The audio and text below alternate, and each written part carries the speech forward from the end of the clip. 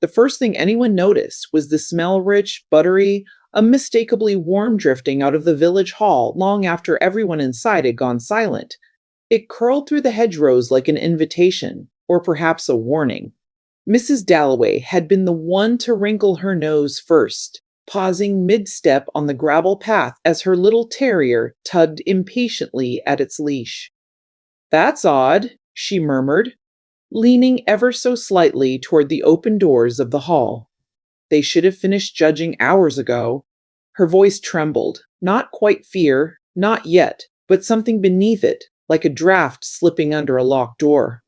Inside, beneath the low hum of flickering fluorescent lights, the annual Little Wexford Summer Fair baking competition sat frozen in time. Rows of cakes, pies, and pastries were arranged with near military precision, each adorned with handwritten cards and polite ribbons.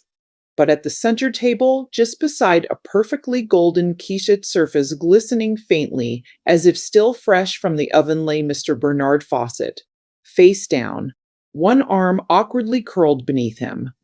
There was a moment when Mrs. Dalloway stepped across the threshold, when the world seemed to hold its breath. "Oh, oh my," she gasped, one hand flying to her mouth.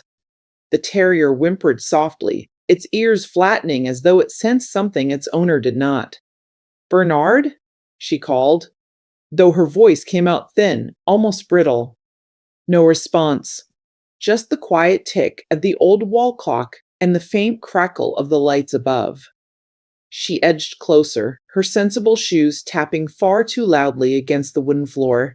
The smell was stronger Heurig's cream, a hint of nutmeg butt beneath it.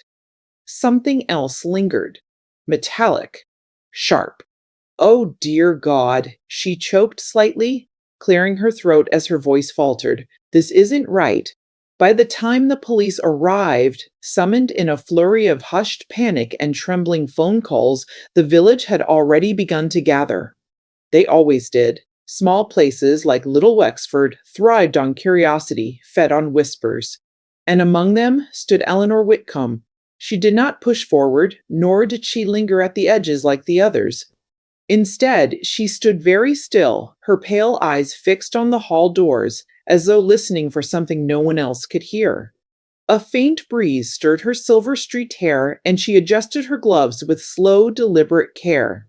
"Terrible business," muttered Mr. Hargreaves beside her, dabbing his forehead with a handkerchief. "Collapse, they say. Heart, perhaps." Poor man was always fond of his food. He gave a short, awkward chuckle that died almost immediately. "Too fond, if you ask me." Eleanor tilted her head slightly. "Collapsed?" she repeated, her voice calm, almost curious. "Yes. Well, that's what Mrs. Dalloway thought at first." He leaned in, lowering his voice. "Though between you and me," he sniffed, glancing toward the constables now moving in and out of the hall, "there was something peculiar about the way he was lying." Eleanor's gaze flickered, just for a moment. "Peculiar how?" Mr. Hargreaves hesitated. "Oh, I couldn't say exactly, just not quite natural, you know." He shifted uncomfortably. "Mind you, I've never seen a man dead before." "Not up close." Eleanor said nothing, but her gloved fingers tightened ever so slightly. Inside the hall, Inspector Callum Reeves stood over the body, his expression carefully neutral as he surveyed the scene. "No signs of a struggle," he murmured, half to himself. "No overturned tables, no broken crockery." He crouched slightly, examining the position of Bernard Fawcett's hand, and yet a young constable hovered nearby, notebook in hand. "Sir?" Reeves exhaled slowly. "Fetch Dr. Linton. And make sure no one touches anything." He straightened, his eyes drifting toward the quiche on the table. Its crust was immaculate, its filling set to perfection. A small card beside it read in neat looping script, "Entry Minor 14, Lorraine style, submitted by Bernard Fawcett." Reeves frowned. "Sir?" the constable prompted again. "Tell me," Reeves said quietly, "did anyone else sample the entries before judging concluded?" The constable blinked. I believe so, sir. It's tradition, isn't it? Judges taste everything. And where are the judges taste everything? And where are the judges now? Well, he cleared his throat nervously. That's just it, sir. Only one of them has been found. Reeves' gaze sharpened. And the others? Nowhere in the village, as far as we can tell. There was a pause, thick, uncomfortable. Reeves turned back to the table, his eyes lingering once more on the quiche. Seal the hall, he said at last. No one in or out without my say. Outside, the murmurs grew louder as word began to spread. Not just of a sudden death, but of something stranger. Something unsettled. Eleanor Whitcomb stepped forward then, her movements measured, almost graceful. Inspector Reeves, she called softly. He turned, his brow furrowing slightly as he recognized her. Miss Whitcomb. I understand you have a situation inside, she said, her tone polite but unwavering. I wonder if I might be of assistance. Reeves hesitated. This is a police matter. Of course.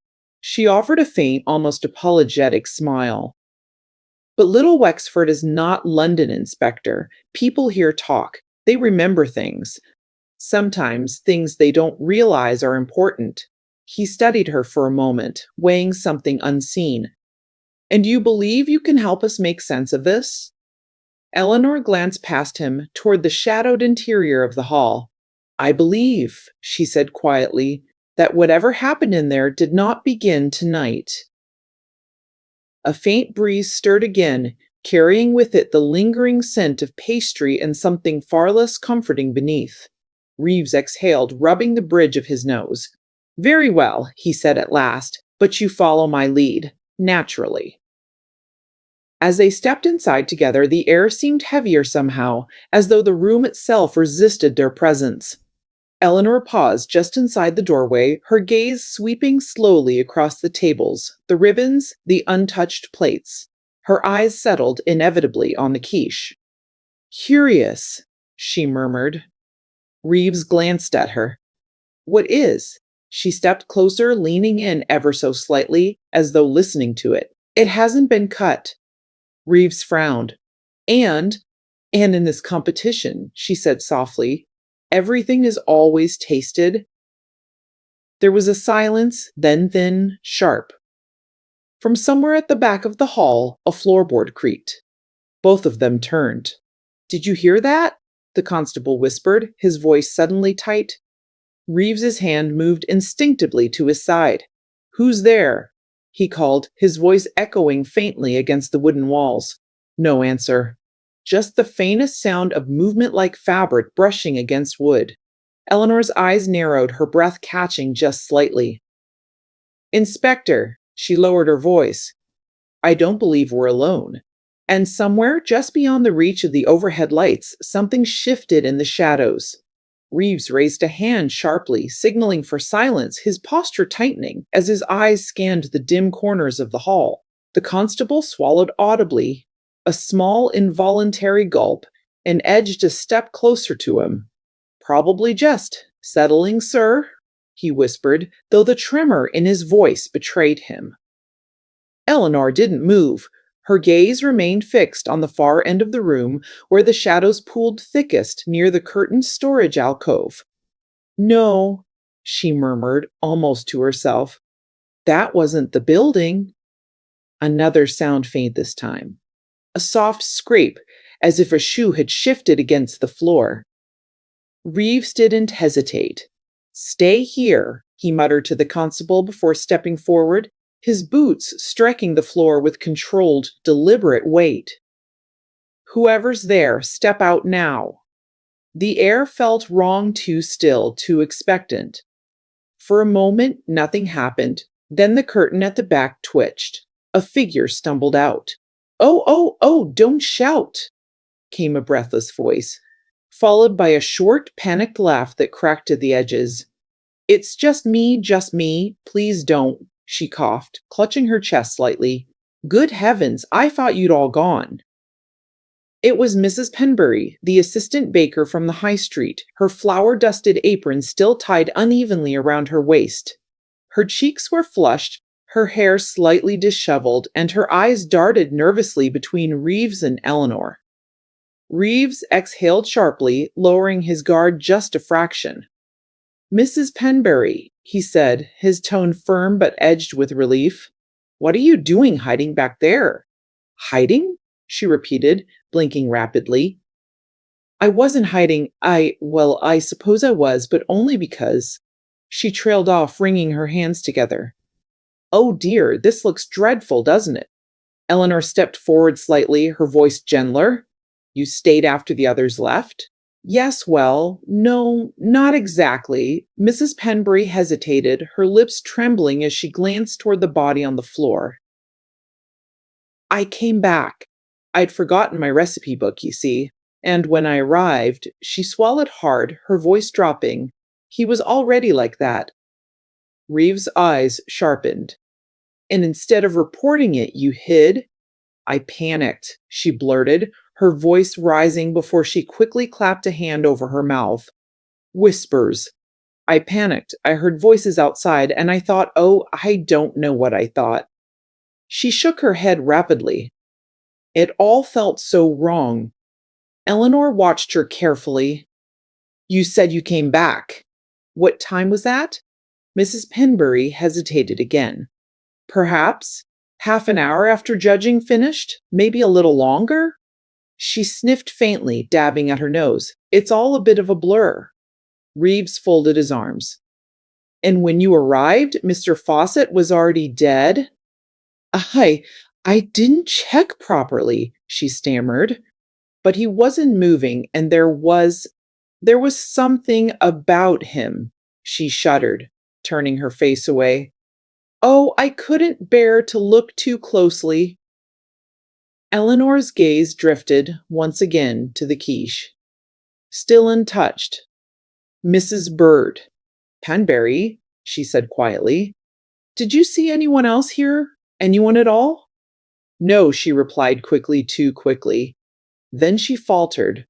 "Well, I thought I heard something before I came in. Footsteps, perhaps. But when I looked, there was no one." Reeves exchanged a brief glance with Eleanor. "Footsteps, where?" he pressed. "Near the side entrance," she said, pointing vaguely.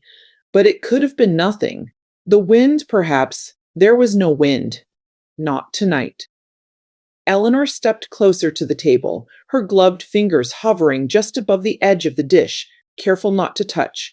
She leaned slightly, inhaling, not deeply, just enough. Her expression shifted, ever so subtly.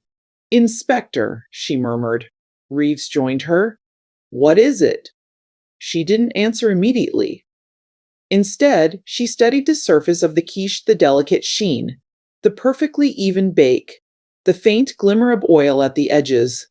Then her eyes moved to the card beside it. "Bernard Fawcett," she said softly. "He submitted this himself." "Yes. And he's known for his enthusiasm in these competitions, isn't he?" Reeves gave a faint, humorless huff. "That's one way to put it." Eleanor tilted her head slightly. "Meaning?"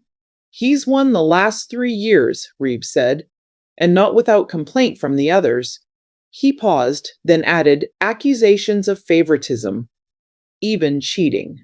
"Cheating," Eleanor repeated. Reeves nodded. "Nothing proven.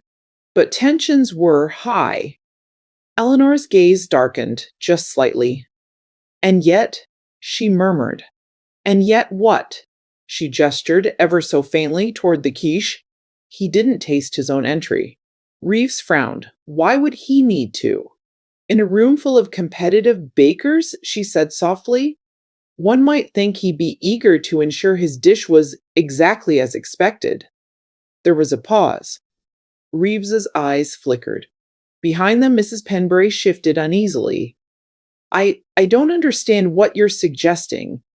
Eleanor turned to her, her expression calm but piercing. "Tell me, Mrs. Penberry," she said gently, "during judging, did anyone refuse to taste the quiche?"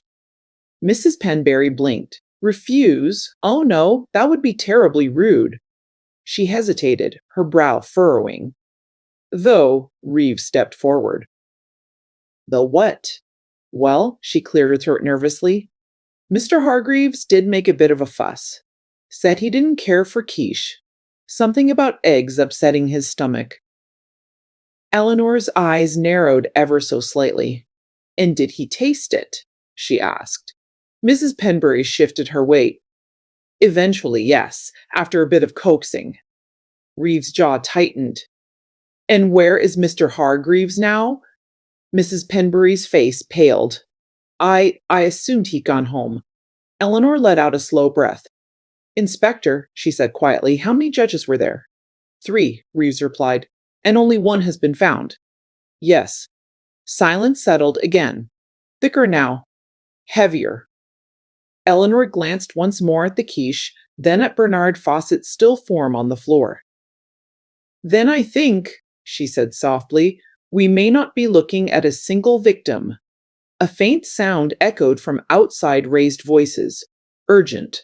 Reeves turned sharply. Stay here, he ordered, already moving toward the door. But Eleanor didn't follow immediately. Instead, she leaned just slightly closer to the quiche, her eyes tracing the surface with quiet intensity. And then, almost imperceptibly, she sniffed again. There it was. Beneath the butter, beneath the cream, something bitter. Her breath caught just for a second. Oh, she whispered. And for the briefest moment, something like recognition flickered across her face. Eleanor straightened slowly, her gloved fingers curling ever so slightly at her sides as if resisting the urge to touch the dish. Her eyes lingered on the quiche for a moment longer, then shifted sharp now, alert to the doorway where Inspector Reeves had just disappeared. Outside, the murmur had risen into something more urgent, voices overlapping, a woman's sharp exclamation cutting through the air. I'm telling you, it's not right, someone cried, followed by a low, agitated hum. Mrs. Penbury clasped her hands together, her knuckles pale. Oh dear, she sniffed, her voice trembling. What else could possibly be happening? Eleanor didn't answer immediately. Instead, she turned her head slightly, listening not just to the words, but to the tone beneath them. Panic, yes, but also something else. Confusion, resistance. Then, without another word, she moved toward the door. Outside, the scene had tightened into a small knot of tension. A constable stood near the steps, one arm half raised as if unsure whether to block or allow passage, while a tall, broad-shouldered man argued in a strained, breathless voice. I've told you I need to get through this is absurd, he insisted, his face flushed, his collar slightly askew as though he'd dressed in haste. I'm a judge in this competition, for heaven's sake. Inspector Reeves stood firm before him. And that is precisely why you're not going anywhere, Mr. Pritchard. The name seemed to ripple through the gathered villagers. A quiet murmur, a few exchanged glances, as Eleanor stepped closer. Mr. Pritchard turned sharply at the sound of her approach. Ah, Ms. Whitcomb, he said, attempting a tight smile that didn't quite reach his eyes. Perhaps you can talk some sense into this man. I've already told him everything I know. Have you? Eleanor asked gently, her gaze steady. There was a flicker, just a flicker of hesitation. Well, everything of importance, he amended quickly, clearing his throat. I left as soon as judging concluded. Nothing unusual occurred. Reeves folded his arms. Funny, he said dryly, because you weren't at home when we sent someone to fetch you. Pritchard's jaw tightened. I went for a walk. At this hour? I couldn't sleep, he snapped, then exhaled sharply, forcing his tone to soften. Sighs. Look, Inspector, this entire situation is already distressing enough without you implying. Eleanor tilted her head slightly. Mr. Pritchard, she interrupted quietly, when you left the hall earlier, did you taste all the entries? He blinked. Of course I did. That's the point of judging. All of them? She pressed. Yes, well, he hesitated, his brow creasing. I may have skipped 1 or 2 bites here and there. It's quite a lot to get through. Did you taste the quiche? She asked. There was a pause. A fraction too long. Yes, he said finally, though his voice had lost a shade of certainty. Yes, I believe I did. Eleanor watched him, her expression unreadable. You believe you did. Well, it's hardly memorable, is it? He replied quickly, a forced chuckle escaping him. Just another quiche. Reeves' gaze sharpened at that. That just another quiche was submitted by Bernard Fawcett. Pritchard's smile faltered. Ah, he said more quietly. Yes, of course. Bernard's. A faint breeze stirred through the gathering, carrying with it the scent from inside the hall, faint now, but still there. Eleanor took a slow step closer. And how did it taste? Pritchard's lips parted, then closed again. I couldn't say exactly, he admitted, his voice dipping. It was fine, perfectly acceptable. Acceptable, Eleanor repeated softly. Reeves leaned in slightly. You don't sound convinced. Pritchard's irritation flared. Well, what do you want me to say? It wasn't remarkable if that's what you're asking. Frankly, I thought some of the others were better. Did you mention that to Mr. Fawcett? Eleanor asked. Another pause. No, he said. There was no need. Were there disagreements during judging? She continued. Of course there were, he snapped. There always are. That's the nature of competition. He ran a hand through his hair, exhaling sharply, but nothing out of the ordinary. Eleanor studied him for a moment longer, then glanced toward Reeves. Inspector, she said quietly, may I? Reeves hesitated, then gave a small nod. Eleanor turned back to Pritchard. You said you went for a walk, she said. Where? He frowned. Around the green. Past the church. Alone? Yes. No one saw you. I didn't exactly stop to take attendance, he replied sharply. Eleanor's gaze didn't waver. And you didn't return to the hall at any point? Of course not. From behind them, Mrs. Penbury's voice piped up small, uncertain. But I thought I heard someone near the side entrance. Pritchard turned sharply. You what? I'm not sure, she stammered, shrinking slightly under his sudden intensity. It could have been nothing. It was nothing, he said firmly, too firmly. You said so yourself. Eleanor's eyes flickered between them. Curious, she murmured. Reeves glanced at her. What is? She didn't answer directly. Instead, she stepped back slightly, her gaze drifting over the assembled villagers, their faces, their expressions, the subtle shifts of posture and breath. Then, quietly, she said, We are missing one judge. Reeves nodded. Yes. And now, she continued, her voice lowering, we have one who cannot clearly recall tasting the most significant dish, and another who made a point of avoiding it. Pritchard's face tightened. Are you suggesting something, Miss Whitcomb? Eleanor met his gaze. I'm suggesting, she said softly, that something in that hall was not meant to be tasted. A ripple of unease passed through the crowd. A few gasps, a nervous cough, someone whispering poison under their breath. Pritchard scoffed, though the sound came out slightly strained. That's ridiculous. If there was something wrong with the food, more people would be ill. Would they? Eleanor asked gently. Silence. Ryu's expression shifted, something clicking into place. Unless, he said slowly, only one dish was affected. Eleanor inclined her head. And only one person, Reeves continued, his voice tightening, was meant to eat it. Pritchard's composure cracked just slightly. Now see here. But Eleanor spoke over him, her tone still calm, still measured. Inspector, she said, you mentioned earlier that only one judge has been found. Reeves nodded. And Mr. Pritchard is now accounted for. Yes. She let the implication hang in the air for a moment.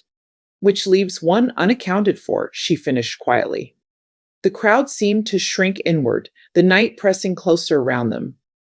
From somewhere at the edge of the green, a distant bell tolled low, slow, deliberate. Mrs. Penbury let out a small, shaky breath. Oh dear! Reeves turned sharply to one of the constables. Search the area again, he ordered. Church grounds, the lanes, everywhere. I want that third judge found. The constable nodded quickly and hurried off. Eleanor remained still, her gaze drifting back toward the hall, toward the quiche. Inspector, she said softly, we should not assume Mr. Fawcett was the intended victim. Reeves frowned. What do you mean? She looked at him, her expression unreadable. I mean, she said, that if the quiche was prepared to harm someone, then we must ask ourselves who was expected to eat it first. Reeves's eyes narrowed. Behind them, Pritchard shifted just slightly, his breath catching in a way he tried and failed to conceal. And in that small, almost imperceptible moment, Eleanor noticed.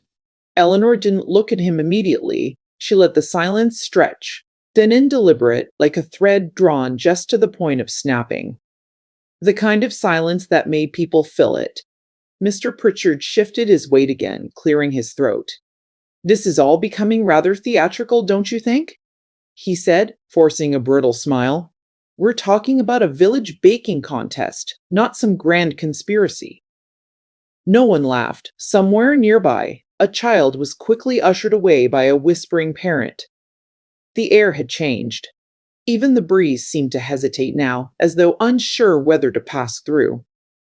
Eleanor finally turned her head, her gaze settling on Pritchard with quiet precision. You're right, she said softly. It is only a baking contest. He blinked, clearly not expecting agreement. And yet, she continued, her voice barely above a murmur, people care very deeply about these things. Reputation, pride, recognition. She tilted her head slightly. Winning. Pritchard's jaw tightened again. Yes, well, that's hardly unusual. No, Eleanor agreed. But what is unusual is forgetting whether you tasted a dish that might have cost you that victory. A faint murmur rippled again through the gathered villagers. A low hum. Someone whispering, She's right. Pritchard's composure wavered. I didn't forget, he snapped. There were many dishes. You hesitated, Eleanor said, not unkindly. He stopped, exhaling sharply. This is absurd. Reeves stepped forward slightly, his tone firmer now. Mr. Pritchard, I suggest you answer the question clearly. Pritchard looked between them, something tightening behind his eyes. Then, after a moment, he let out a long breath. Fine, he muttered. No, I didn't eat it. The words landed heavily. Mrs. Penbury gasped softly. A small, involuntary sound, her hand flying to her chest. But you said, I know what I said, Pritchard snapped, then immediately softened, rubbing his temple. Sighs, I didn't want to make a fuss. Bernard was already insufferable about his entries, and He hesitated, his voice dropping. I thought something was off. Eleanor's eyes sharpened. Off how? He swallowed. The smell, he said quietly. Not the usual sort of quiche scent. There was something else beneath it, bitter perhaps. I couldn't quite place it, but he shook his head. It put me off. Eleanor didn't move, but something in her expression shifted confirmation, perhaps. And did you say anything? She asked. No, he admitted. I assumed it was just an error. Bernard experimenting again. He was always trying to outdo himself. He gave a short, humorless laugh I thought the others would notice. The others, Reeves repeated, meaning the other judges. Yes. And did they? Pritchard hesitated. Mr. Passable, Hargreaves complained as usual, made a show of it. He glanced toward the crowd as if expecting the man to emerge, but the third judge, Miss Calder, she didn't say much. Eleanor's gaze flickered. Miss Calder, she repeated softly. Yes. Quiet woman, observant. He frowned slightly. She tasted everything, though, very thorough. A stillness settled over the group. Eleanor's voice dropped almost to a whisper. Everything. Pritchard nodded. Yes. Reeves exhaled slowly. Then if the quiche was tampered with, She would have tasted it, Eleanor finished. Mrs. Penbury let out a small, trembling breath. Oh no, from the darkness beyond the green, footsteps approached at a hurried pace, gravel crunching, breath quick and uneven. A constable emerged, his face pale, his eyes wide. Inspector, he paused, catching his breath. We've found something. Reeves turned sharply. Where? By the churchyard, the constable said. Near the old yew tree. A hush fell. Eleanor's gaze lifted slightly, her expression tightening just a fraction. And, Reeves pressed, the constable swallowed. It's Miss Calder's, sir. Mrs. Pembury let out a soft cry, a choked, helpless sound, and turned away, clutching her apron. Reeves' voice dropped. Alive? The constable hesitated. I don't think so, sir. The words seemed to drain the air from the space. For a moment, no one spoke. Then Eleanor moved. Not hurriedly, not dramatically, but with quiet, unmistakable purpose. Take me there, she said. Reeves glanced at her, then nodded once. Come on.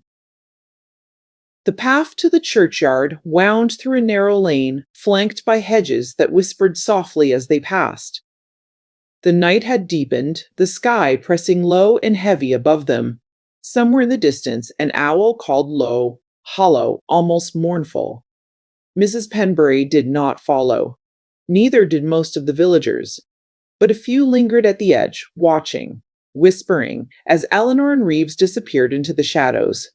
The churchyard loomed ahead, its ancient stones casting long, uneven silhouettes across the ground. The yew tree stood at the far end, its twisted branches reaching like dark fingers into the sky. And beneath it, a shape. Still. Reeves slowed, his steps growing more cautious. Stay back, he murmured to the constable, though Eleanor continued forward, her gaze fixed. Miss Calder lay on her side, one hand curled loosely against the grass, her expression strangely peaceful if not for the faint tension around her mouth, as though something had caught there in her final breath. Eleanor knelt beside her, her movements careful, respectful. She did not touch, only observed. Any signs of injury? Reeves asked quietly. The constable shook his head. None, sir. No blood. No disturbance. Eleanor leaned slightly closer, her eyes tracing the details, the faint discoloration up the lips, the subtle stiffness in the fingers. Then, slowly, she inhaled. And there it was again. Faint, but unmistakable. That same bitter trace. She closed her eyes briefly, a soft, almost inaudible exhale, then opened them again. Inspector, she said, her voice low and steady, she didn't die here. Reeves frowned. What makes you say that? Eleanor gestured lightly toward the ground. No signs of collapse, no scuffing, no disruption. She tilted her head. She was placed? The constable shifted uneasily. Placed? Eleanor's gaze moved upward toward the dark outline of the church. Whoever did this, she continued softly, wanted her to be found. Reeves' expression hardened. Why? Eleanor looked back down at Miss Calder, her eyes narrowing slightly. As a message, she said. A silence followed, deep, pressing. Then, almost as an afterthought, Eleanor's gaze flickered to Miss Calder's hand. There was something there, small, dark against the pale curve of her fingers. Eleanor leaned closer, her breath catching just slightly. Inspector, she murmured. Reeves stepped in. What is it? She didn't answer immediately. Instead, she carefully nudged the object into the light.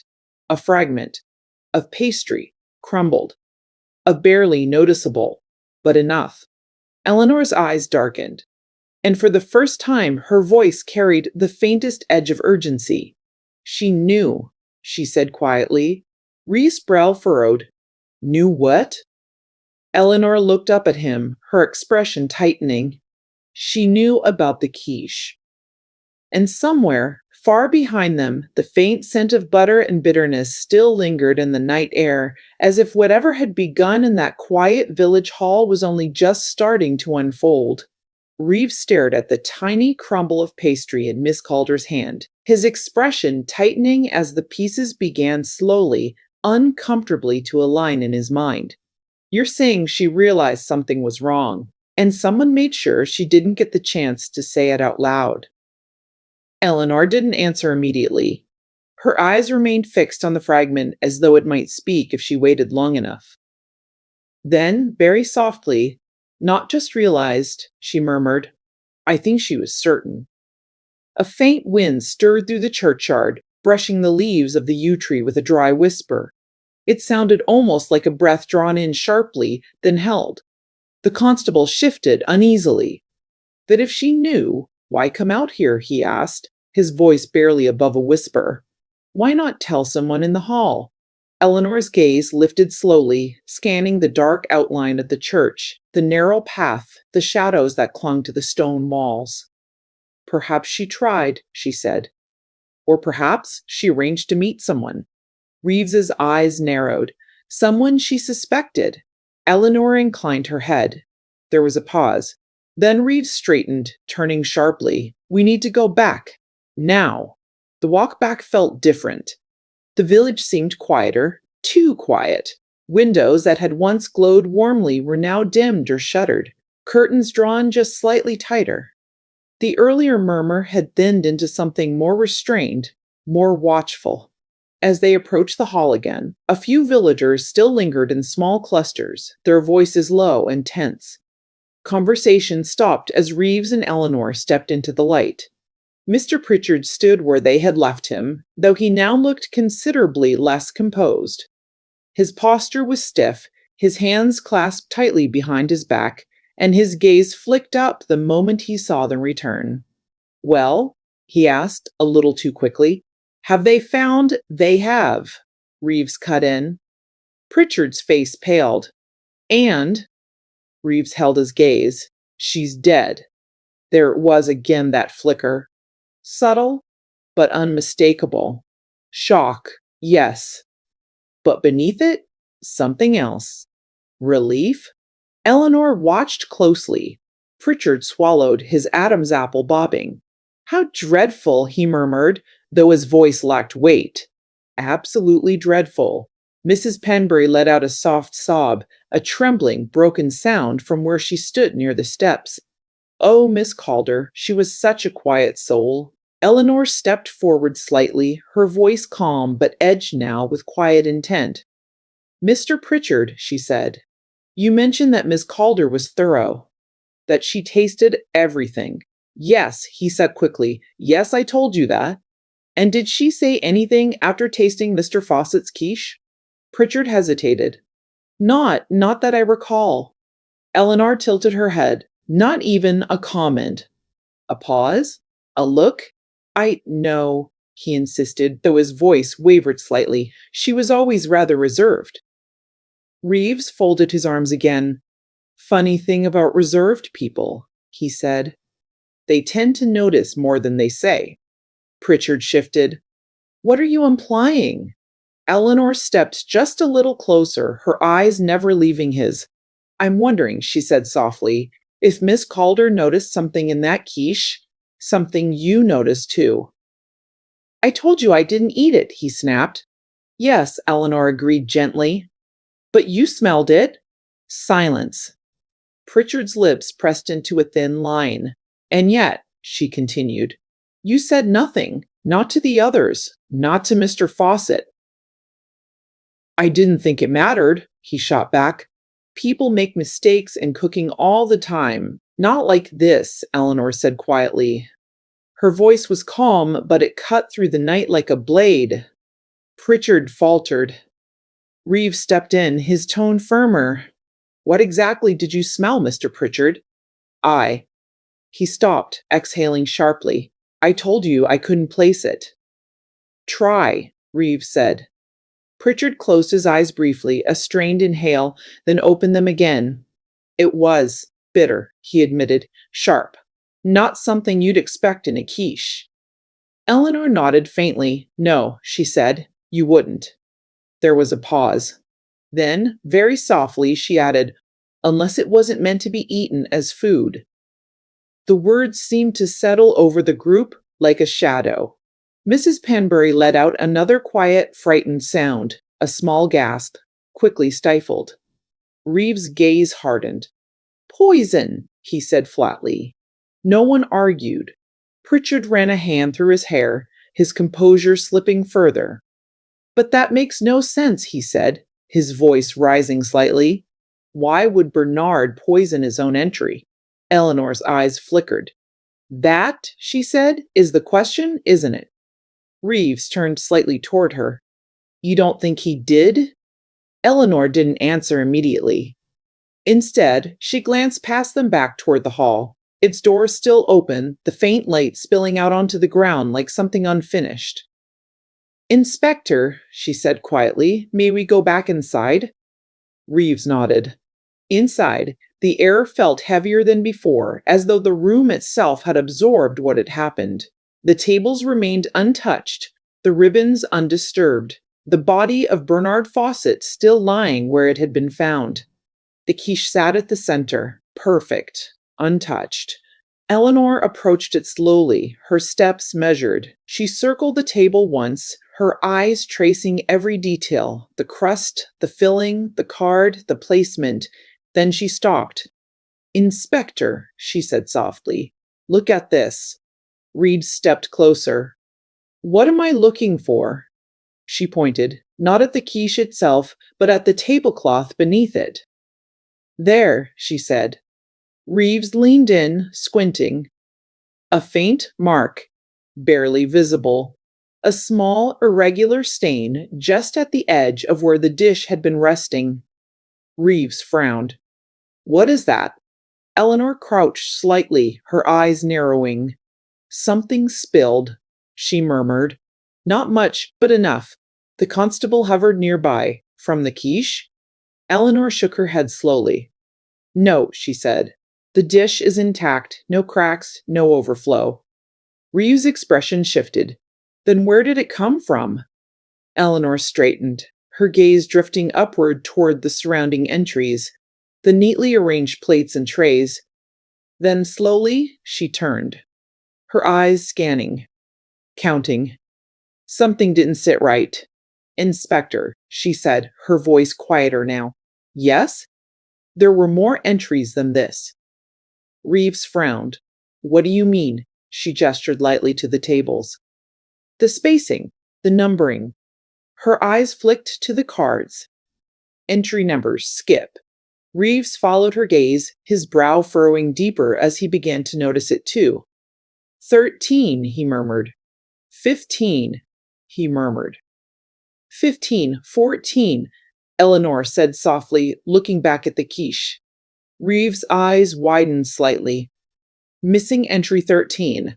The constable shifted uneasily. Maybe it was withdrawn? Eleanor shook her head slowly. In a village like this, she said. At an event like this, she looked back at Reeves. No one withdraws without making a scene. A silence stretched. Then Reeves exhaled sharply. Find out who submitted entry 13, he ordered the constable. The constable nodded and hurried off. Eleanor remained still, her gaze returning once more to the quiche. Then, almost absently, she said, Inspector, do you recall what Mrs. Penbury said earlier? Reeves glanced at her. About what? She came back for her recipe book, Eleanor said. Yes. Eleanor's eyes narrowed slightly. And yet, she didn't mention which entry was hers. Reeves' expression tightened. Outside, the faint murmur of voices stirred again. Inside, the air seemed to hold its breath. And somewhere, just beneath the scent of pastry and polish and quiet decay, that same bitter trace lingered. Reeves turned his head slowly toward the doorway, where Mrs. Penbury still lingered just beyond the threshold, her silhouette framed by the weak spill of lamplight. She seemed smaller now somehow, her shoulders slightly hunched, her hands clasped tightly at her waist as though holding herself together. Mrs. Penbury, Reeves called. She flinched just a little, then stepped inside, her shoes tapping softly against the wooden floor. Yes, Inspector? She cleared her throat, forcing a faint, uneasy smile. Have you found something? Eleanor didn't move from the table. Her gaze remained on the quiche, though her attention had clearly shifted. You said you returned for your recipe book, she said gently. Which entry was yours? Mrs. Penbury blinked. Mine? Oh, it was just a simple sponge, nothing special. She gave a small, nervous laugh. A thin, brittle sound, number 8, I believe. Eleanor's eyes flickered, calculating. And your book, where was it left? Near my table, she replied quickly. I always keep it tucked beneath, just in case, oh, you know how it is? She wrung her hands again, her fingers twisting together. Reeves glanced at Eleanor, then back to Mrs. Penbury. And you found it? Yes, I did. She nodded too quickly. Just where I left it. Eleanor turned then, finally looking at her fully. And yet you stayed, she said softly. Mrs. Penbury's smile faltered. I told you I panicked. Yes, Eleanor said. You did. There was a pause, quiet, taut. Then Eleanor stepped away from the table, her movements slow, deliberate. She crossed the room, stopping just a few feet from Mrs. Penbury, her expression calm but intent. Tell me, Eleanor said, her voice low, almost conversational. When you came back into the hall, what was the first thing you noticed? Mrs. Penbury hesitated. I I saw Mr. Fawcett, she said, her voice trembling slightly, on the floor. Before that, Eleanor pressed gently. Another pause. I suppose I smelled something, she admitted. The food, I mean. It all lingers, doesn't it? Eleanor tilted her head. Just the food? Mrs. Penbury's eyes flickered. What else would there be? Eleanor didn't answer immediately. Instead, she took a slow step closer. The quiche, she said softly. Did you notice anything unusual about it? Mrs. Penbury's lips parted slightly, then pressed together again. No, she said quickly. No, not at all. Not even the smell. No. Eleanor held her gaze. For a moment, Mrs. Penbury tried to maintain it.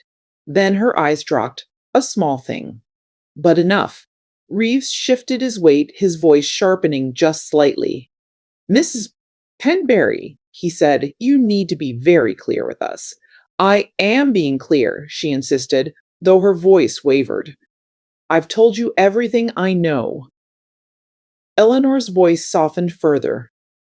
No, she said gently. You've told us what you're comfortable saying.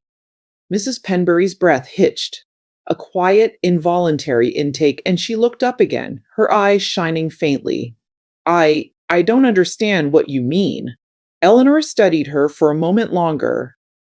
Then, very quietly, she said, You knew the quiche had been tampered with. The words landed like a stone in still water. Mrs. Penbury froze. I know, that's not, you smelled it, Eleanor continued, her tone still calm, still even. Just as Mr. Pritchard did. Only you recognized it.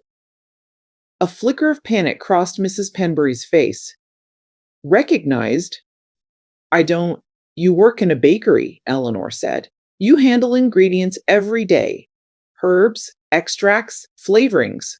She tilted her head slightly. And poisons. Mrs. Penbury recoiled slightly. Poisons? I would never. I didn't say you used it, Eleanor replied gently. I said you recognized it. Silence. Heavy now. Mrs. Penbury's hands trembled. Reeves stepped forward. What did you smell? She shook her head quickly. I don't know. Yes, you do, Eleanor said softly.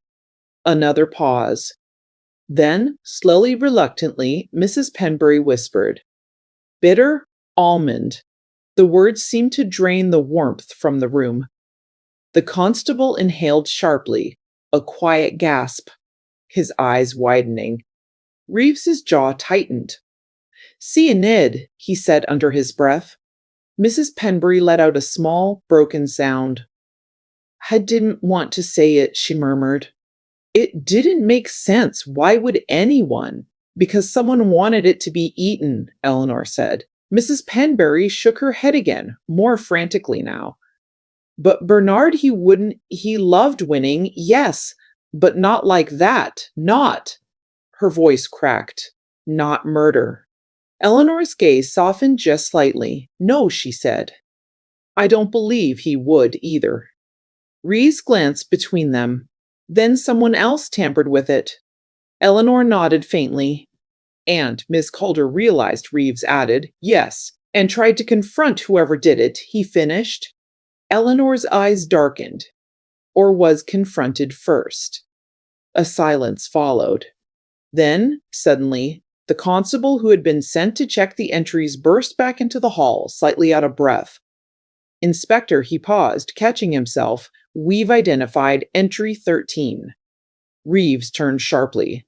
Well, the constable swallowed. It was registered under the name Penberry. Everything stopped. Mrs. Penberry's breath caught audibly this time, a sharp, involuntary gasp, her hands flying to her mouth. No, she whispered. No, that can't be right. Eleanor didn't move, didn't blink. Entry 8 was yours, she said quietly. Yes, Mrs. Penberry insisted. The sponge, everyone saw it. Reeves' voice cut in, firm. Then why is your name on entry 13? Mrs. Penberry shook her head rapidly, tears beginning to form. I didn't submit anything else, I swear I didn't. Eleanor stepped closer, very close now. So someone used your name, she said softly. Mrs. Penberry stared at her, trembling. But why would anyone? Eleanor's gaze didn't waver. To hide, she said. A long, thin silence stretched between them. Then, slowly, Eleanor turned her head just slightly, her eyes drifting past Mrs. Penberry. To the doorway, where, unnoticed until now, someone stood very still in the shadows, watching. Eleanor's voice dropped to a whisper. Inspector, she said without looking away, we just found the missing piece. Reeves followed her gaze, and in that moment, the figure shifted. The movement was slight, just a shift of weight, the faintest scuff against the threshold. But in the silence of the hall, it rang out like a crack. Don't move, Reeves snapped, already stepping forward. The figure hesitated just for a heartbeat, then turned sharply and ran. After them, Reeves barked. The constable lunged forward, boots pounding against the wooden floor as he gave chase, the door slamming wide with a hollow bang that echoed into the night. Reeves followed close behind, his breath steady but urgent. Eleanor did not run. She stepped forward instead, just to the doorway, her gaze fixed on the darkness beyond. The figure darted past the edge of the green, vanishing briefly between the hedges, then reappeared under the dim glow of a street lamp coat flaring, head turned slightly as if checking who followed. For a split second, the light caught their face. Eleanor's eyes narrowed. Mr. Hargreaves, she murmured. Outside, Reeves gained ground. Stop, he shouted, his voice sharp enough to slice through the night air. Hargreaves did not stop, he shouted, his voice sharp enough to slice through the night air. Hargreaves did not stop. He stumbled once, a low grunt escaping him, catching himself against the low stone wall near the church lane, then pushed on, his breath growing louder, more ragged. Sir, the constable called, struggling to keep pace. Reeves didn't answer. They reached the narrow bend where the lane dipped toward the churchyard, the hedges closing in tight on either side.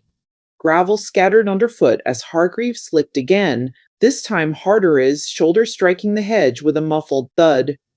Damn, he groaned, clutching at the branches. Leave me be! Reeves closed the distance in 2 long strides and grabbed him firmly by the arm. I don't think so. Hargreaves struggled weakly, but the fight had already drained from him. His chest heaved, breath hitching, his face slick with sweat despite the cool night air. I haven't done anything, he insisted, though his voice cracked on the last word. Reeves tightened his grip. You ran. I panicked.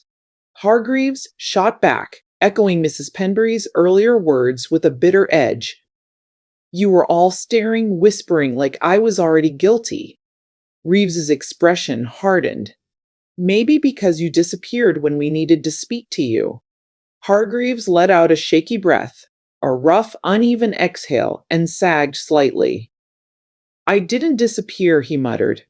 I just stepped away. Stepped away, Reeves repeated flatly.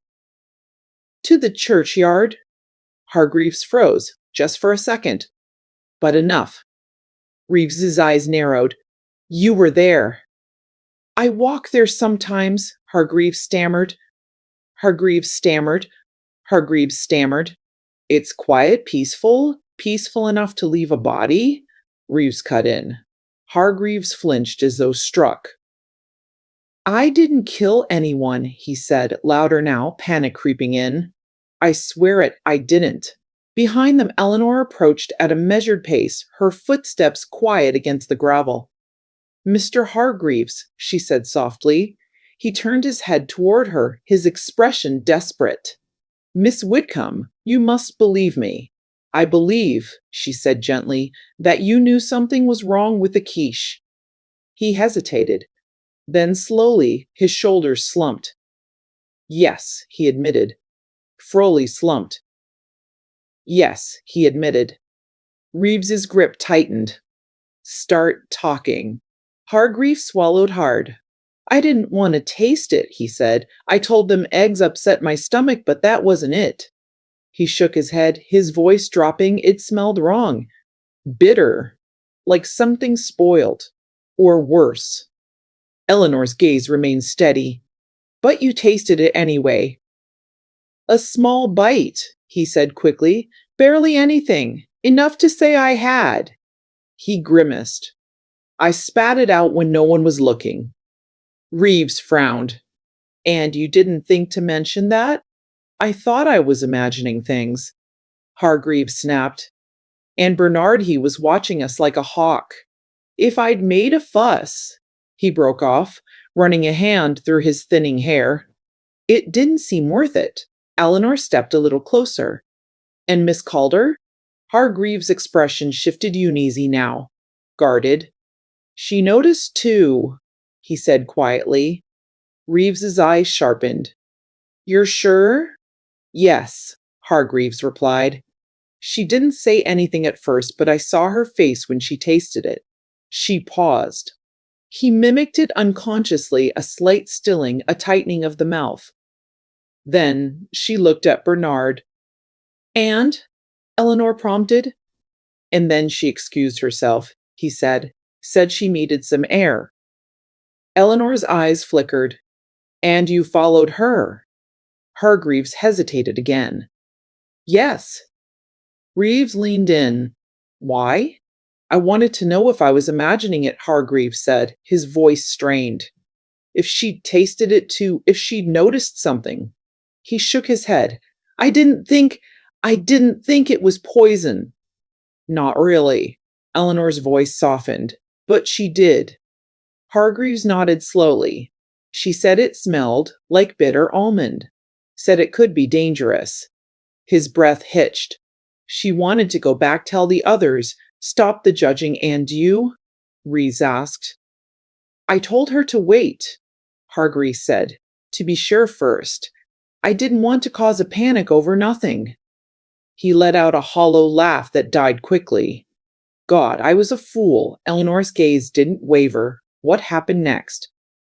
Hargreaves' face drained of what little color it had left. I left her, he said. Just for a moment. I thought I'd go back, watch the others, see if anyone else reacted. His voice trembled. But when I returned, he swallowed hard. She was on the ground, he whispered. Like that. A silence fell, heavy, unforgiving. Reeves studied him. And you didn't report it. Hargreaves' eyes darted. I panicked, he said again, weaker this time. I thought if there was poison, if people started asking questions, I'd be blamed. I'd already made a scene about not wanting to eat it. Eleanor spoke softly. So you left her there? Hargreaves closed his eyes, a pained, quiet groan escaping him, and nodded. And then, Reeves pressed, I went home, he said, or tried to, but I couldn't stop thinking about it, about what she said. His eyes opened again, wide and haunted. About the quiche. Eleanor's voice was very quiet now. So you came back. Yes, he admitted. I thought maybe I'd imagined it. Maybe Bernard would be fine. He let out a shaky breath. But when I saw the light still on and the doors open, Reeves finished it for him. You saw the body. Hargreaves nodded. And you hid, Reeves said. Yes. A pause. Then Eleanor stepped closer still, her voice barely above a whisper. Mr.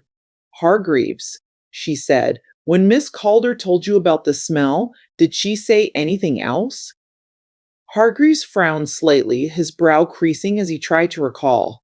She mentioned something about it being unusual for that kind of dish, he said slowly, that it didn't belong there. Eleanor's eyes sharpened. Didn't belong, she repeated softly. Yes, Hargreaves said. She said it was misplaced. A silence followed. Then Eleanor turned slightly, her gaze drifting back toward the hall, toward the table where the quiche still sat. Inspector, she said quietly, I think Miss Calder understood something we haven't yet fully grasped. Reeves frowned. Which is, Eleanor's expression tightened just a fraction. That the poison wasn't simply added, she said. Reeves' grip on Hargreaves stilled. Go on. Eleanor's eyes darkened. It was part of the recipe. A faint chill seemed to pass through the air. Hargreaves stared at her. That's impossible. Isn't? Eleanor murmured. And somewhere, deep in the quiet of the village hall behind them, the untouched quiche sat waiting perfect, golden, and very, very wrong. Reeves didn't release Hargreaves, but his attention shifted pulled, as if by an invisible thread back toward the hall. Part of the recipe, he repeated, his voice low, uncertain. You're suggesting whoever made it intended it that way from the start. Eleanor's gaze didn't leave the building. Yes, she said softly. Not a last-minute act. Not something hastily poured in. Deliberate. Measured. Hargreaves shook his head weakly. But Bernard made it his name was on it, was it? Eleanor said quietly. That made Reeves pause. What do you mean? He asked. Eleanor turned slightly, her eyes flicking toward him. We've already established that names may not be as reliable as they appear tonight. Reeves' jaw tightened. Entry 13. Eleanor inclined her head. And now entry 14, she continued. The quiche. Submitted under Bernard's name, but untouched, uncut, untasted by its own maker. Hargreaves frowned, confusion cutting through his fear. But he was here. He brought it in. I saw him. Did you see him prepare it? Eleanor asked. Hargreaves blinked. Well, no, of course not. Eleanor said nothing more. The implication lingered. Reeves exhaled slowly, then tightened his grip on Hargreaves once more. We're going back, he said. You're coming with us. Hargreaves didn't resist this time. His shoulders sagged, his steps heavy as they turned back toward the hall. Inside, the air felt colder now.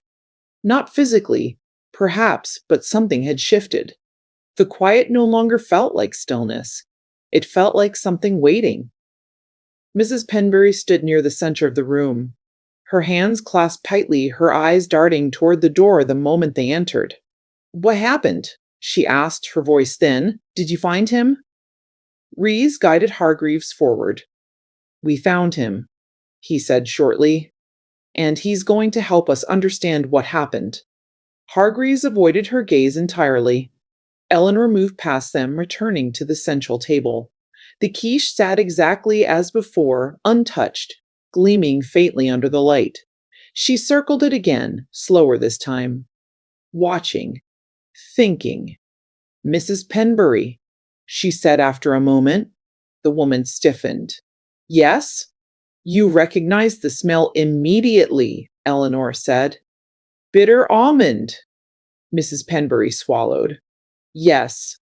And yet, you said nothing. I was frightened, she whispered.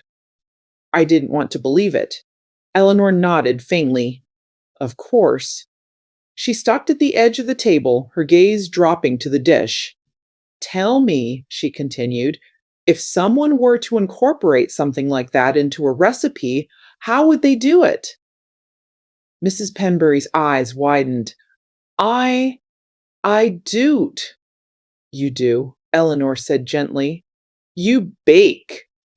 You understand how flavors blend, how textures mask or reveal.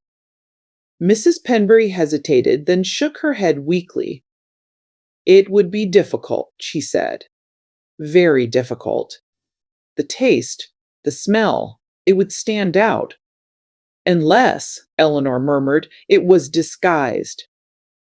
Mrs. Penbury's breath hitched. In something strong, Eleanor went on softly, something rich, something capable of carrying a bitter note without raising immediate suspicion. Her eyes lifted, meeting Mrs. Penbury's. Nutmeg, perhaps, she said. Mrs. Penbury flinched. Or was it something else? Reeves noticed. So it could be done, he said. Mrs. Penbury hesitated, then nodded reluctantly. In small amounts, she whispered. Very small. Enough to be dangerous, but not immediately obvious.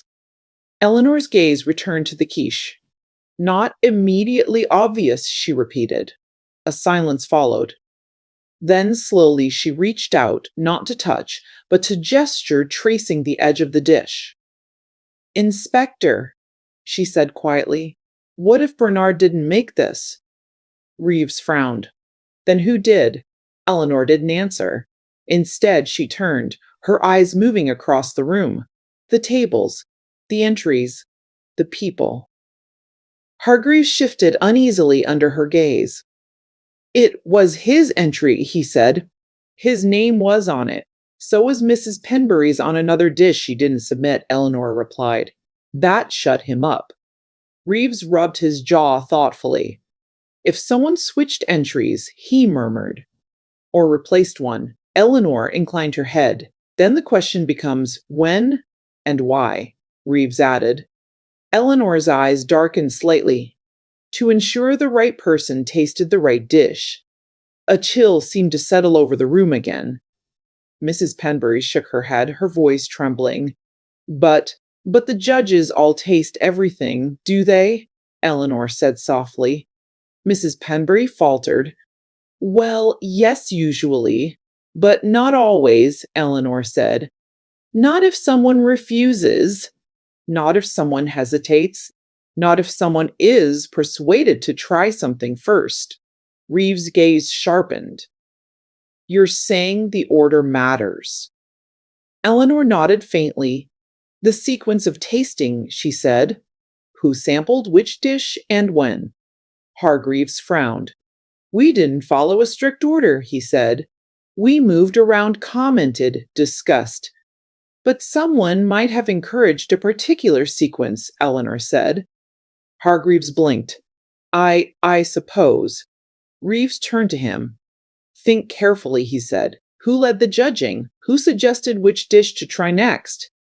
Hargreaves hesitated, his brow furrowed. Then slowly his expression shifted. His brow furrowed. Then slowly his expression shifted. Bernard, he said. A silence fell. Mrs. Penbury let out a faint, shaky breath. Well, yes, he always liked to guide things. Reeves' eyes narrowed. So he controlled the order. Hargreaves nodded slowly. More or less. Eleanor's gaze flickered. Then if he knew, Reeves began. No, Eleanor said softly. Reeves stopped. No, she shook her head. I don't think Bernard knew, she said. I think he believed the dish was safe. Hargreaves stared at her. Then why? Because someone else prepared it, she said. The words settled heavily. Mrs. Penbury shook her head again, more faintly now. But how would they? Eleanor turned back to the table. Her eyes moved to the card. Entry number 14, submitted by Bernard Fawcett. She leaned closer, studying. Not the words, the handwriting. Her breath slowed. Inspector, she murmured. Reeves stepped beside her. What is it? She didn't look up. This isn't his writing, she said quietly. Reeves frowned. You're sure? Eleanor nodded faintly. Bernard's hand is broader, looser. This is tighter, more precise. Reeves's eyes flicked to the card, then to the others. Comparing. His expression shifted. Damn, he muttered. Hargreaves leaned forward slightly. What does that mean? Eleanor straightened slowly. It means, she said, her voice calm but edged now with something sharper, that whoever submitted this wanted it to appear as Bernard's entry. Mrs. Penbury's breath caught again. But why Bernard? She whispered. Eleanor's gaze moved, slowly, deliberately, from the card to the quiche, to the body lying just beyond. Because, she said softly, if something went wrong, the blame would fall on him. Reeves' jaw tightened. And it did, he said. Eleanor nodded once. Silence pressed in. Then, a faint sound from somewhere deeper in the hall.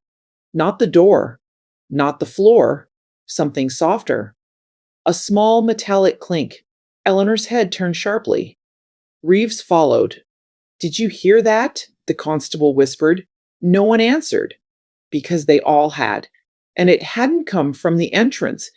It had come from behind the rows of tables, where no one had been standing. Until now. Reeves' hand rose instinctively, palm out, signaling for stillness. No one move, he said under his breath. The sound came again faint, deliberate this time. A soft clink, like metal brushing against ceramic. Eleanor's eyes had already adjusted to the dimmer reaches beyond the main lights.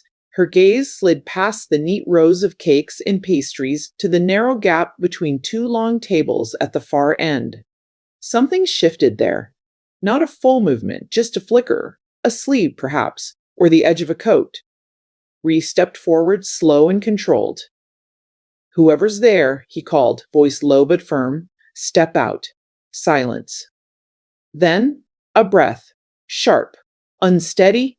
Eleanor heard it, a quiet inhale, almost swallowed, and her head tilted slightly. You're frightened, she said softly into the dim. You don't need to be. There was a pause. Then slowly, a figure emerged. Not running this time. Not hiding. Just stepping out. It was a woman, tall but slightly stooped, as though the weight of something unseen pressed down on her shoulders. Her coat hung loosely, her hair pulled back in a hurried knot, strands escaping around her face. In her hand, she held a small metal tinnet's lid half open, catching the light with a dull gleam. Mrs. Penbury gasped. Oh, Miss Trent. Eleanor's eyes sharpened. Miss Adelaide Trent, the village chemist. She stopped just beyond the table, her gaze flicking from Reeves to Eleanor, then briefly to the quiche, and finally to the body on the floor. Her expression tightened, a faint, involuntary flinch before she steadied herself. I didn't expect, she began, then stopped, clearing her throat. Quietly, I didn't expect it to go this far. Reeves' voice hardened. Start explaining. Miss Trent let out a slow breath, her fingers tightening slightly around the tin. I came back, she said. When I heard the commotion, I thought I could fix it. Fix what? Reeves demanded. Her eyes flickered again to the quiche. To remove it, she said, before anyone else realized. Eleanor stepped forward slightly, her voice calm but precise. You prepared it. Miss Trent hesitated, then nodded. Yes, the word hung in the air. Heavy, final. Mrs. Penbury let out a small, strangled sound, a mix of shock and disbelief, her hand flying to her mouth. But why would you? Miss Trent closed her eyes briefly, a quiet, pained exhale, then opened them again. It wasn't meant for Bernard, she said. Reese's grit tightened slightly at his side. Then who? Miss Trent's gaze shifted, slowly, toward Mr. Hargreaves. Hargreaves recoiled slightly. What? No, no, that's absurd. You always complain, Miss Trent said, her voice trembling now, but edged with something sharp beneath.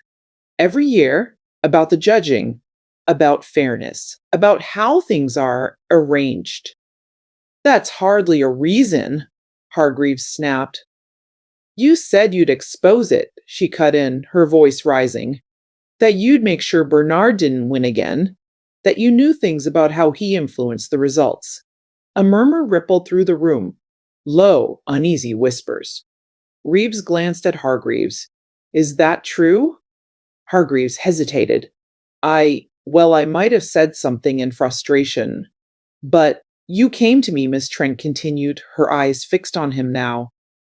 You asked about substances, about things that could make someone ill without being obvious. Hargreaves' face strained. I never. You didn't say it outright, she said, but you didn't need to. Eleanor watched her carefully. So you decided to act. Miss Trent's gaze flickered back to her. I thought, she swallowed, I thought if he were taken out of the running, if he couldn't continue, things might be fair again. Reeves' voice was cold now. So you poisoned the quiche. Miss Trent shook her head quickly. Not to kill, she insisted. Just enough to make him ill. Enough to force him to withdraw. Eleanor's eyes narrowed. But you didn't account for dosage. I was careful, Miss Trent said, her voice tightening. I measured. With what? Eleanor asked quietly. A kitchen scale or a chemist's precision? Miss Trent faltered. Reeves stepped forward. Answer the question.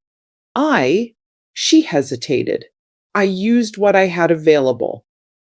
Eleanor's gaze darkened slightly. And you trusted that would behave predictably once baked into a dish, distributed unevenly, subjected to heat? Miss Trent's lips parted. No answer came. A silence followed. Then Eleanor spoke again, softer now. You didn't just risk making him ill, she said.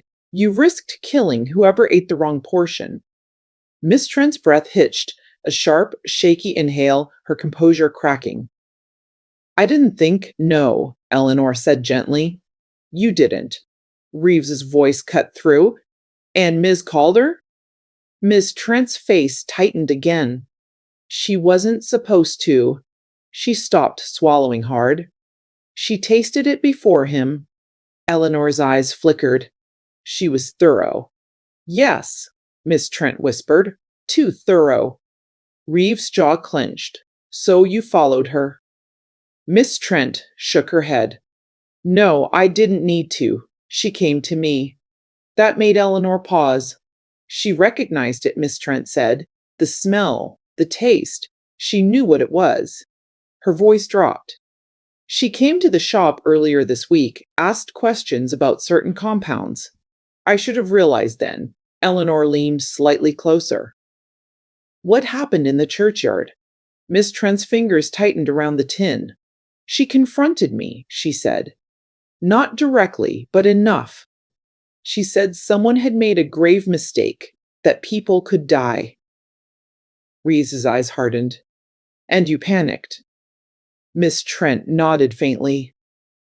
I tried to reason with her, told her it wasn't meant to go that far, that I would fix it. Her voice trembled, but she wouldn't wait. She said she was going back to tell the others. Eleanor's voice dropped. And you couldn't allow that.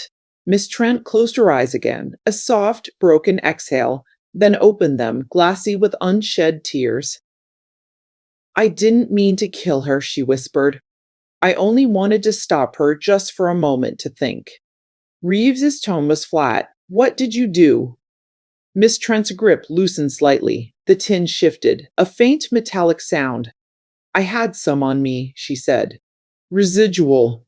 I pressed it into her handkerchief, told her to smell it just briefly so she'd understand how dangerous it was. Her voice cracked, but she inhaled too deeply. A stunned silence fell. Mrs. Penbury let out a faint, horrified whisper. Oh no! Eleanor's gaze didn't waver. And Bernard? Miss Trent's eyes flickered to the body. I don't know, she said, her voice barely audible.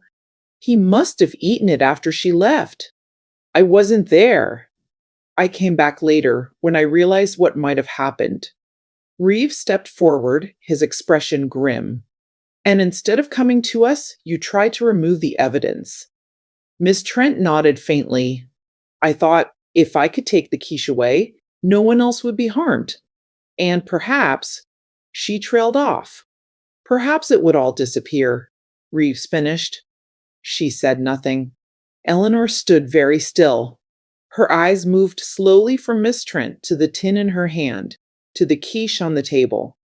Then, quietly, she said, You're telling the truth. Reeves glanced at her sharply. You're sure? Eleanor didn't answer immediately. Instead, she stepped closer to Miss Trent, very close now, her gaze steady, searching. Then, a pause, a subtle shift in her expression.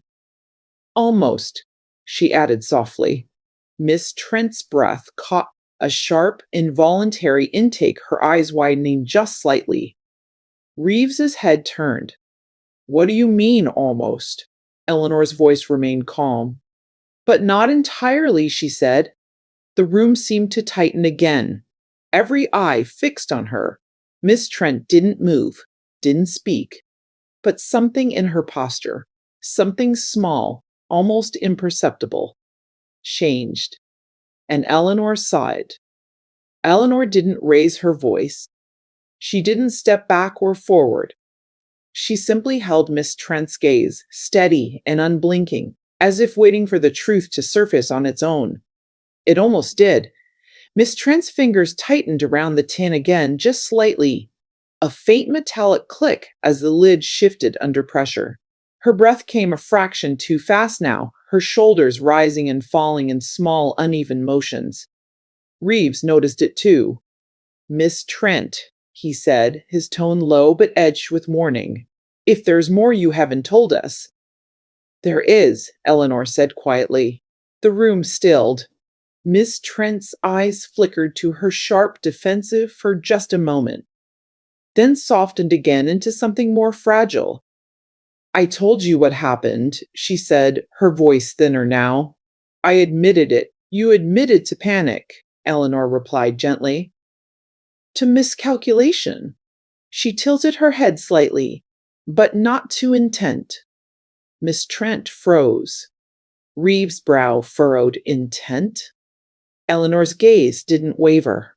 You said you didn't mean to kill Miss Calder, she continued softly, and I believe you. A small pause.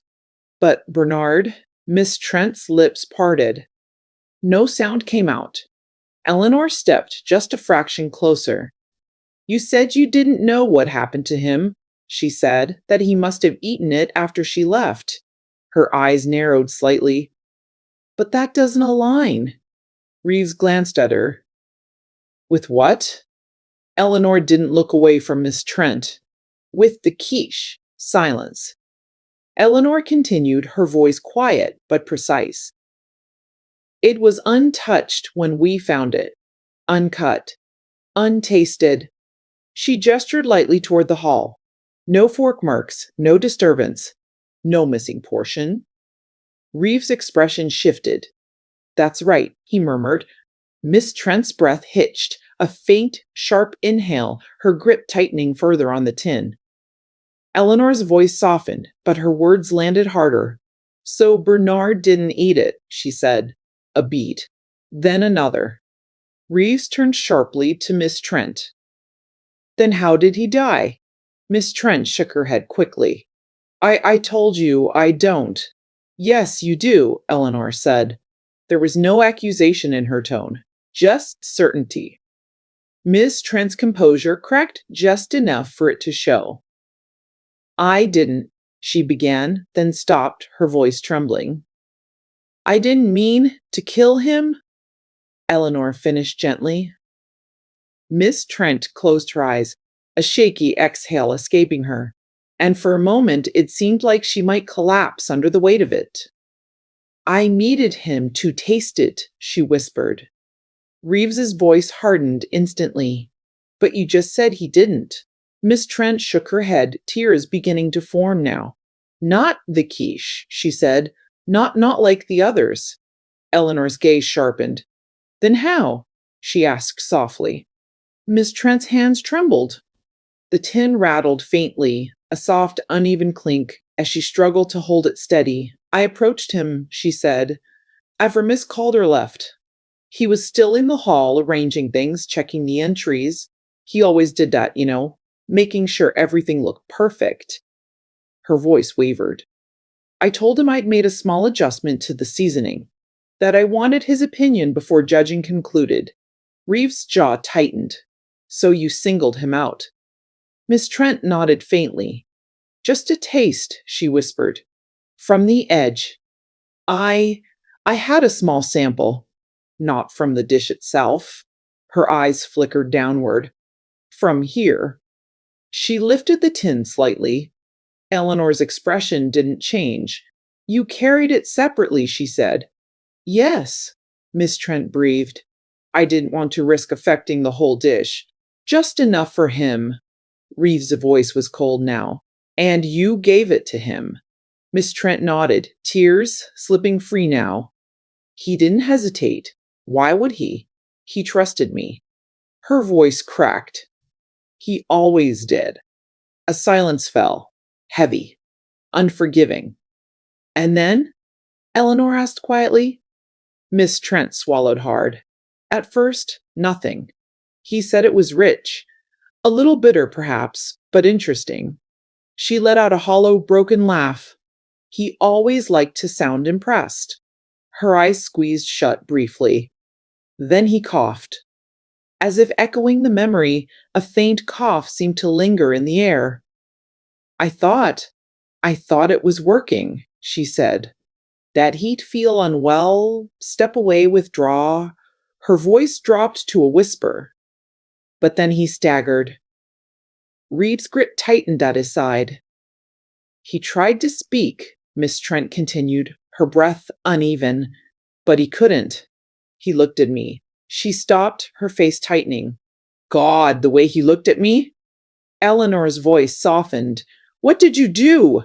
Miss Trent's eyes opened again, wide and haunted. Nothing, she said. I froze. I didn't know what to do. Her voice trembled. By the time I moved, it was too late. A long silence followed. Then Reeves spoke, his tone flat. So you left him there.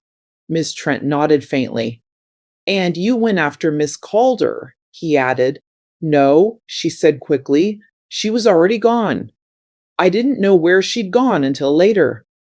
Eleanor's gaze narrowed slightly. But you found her. Miss Trent hesitated. Yes. Reeves's eyes sharpened. How? I saw her heading toward the churchyard earlier, Miss Trent said. I assumed she'd still be there. I needed to stop her from telling anyone what she'd discovered.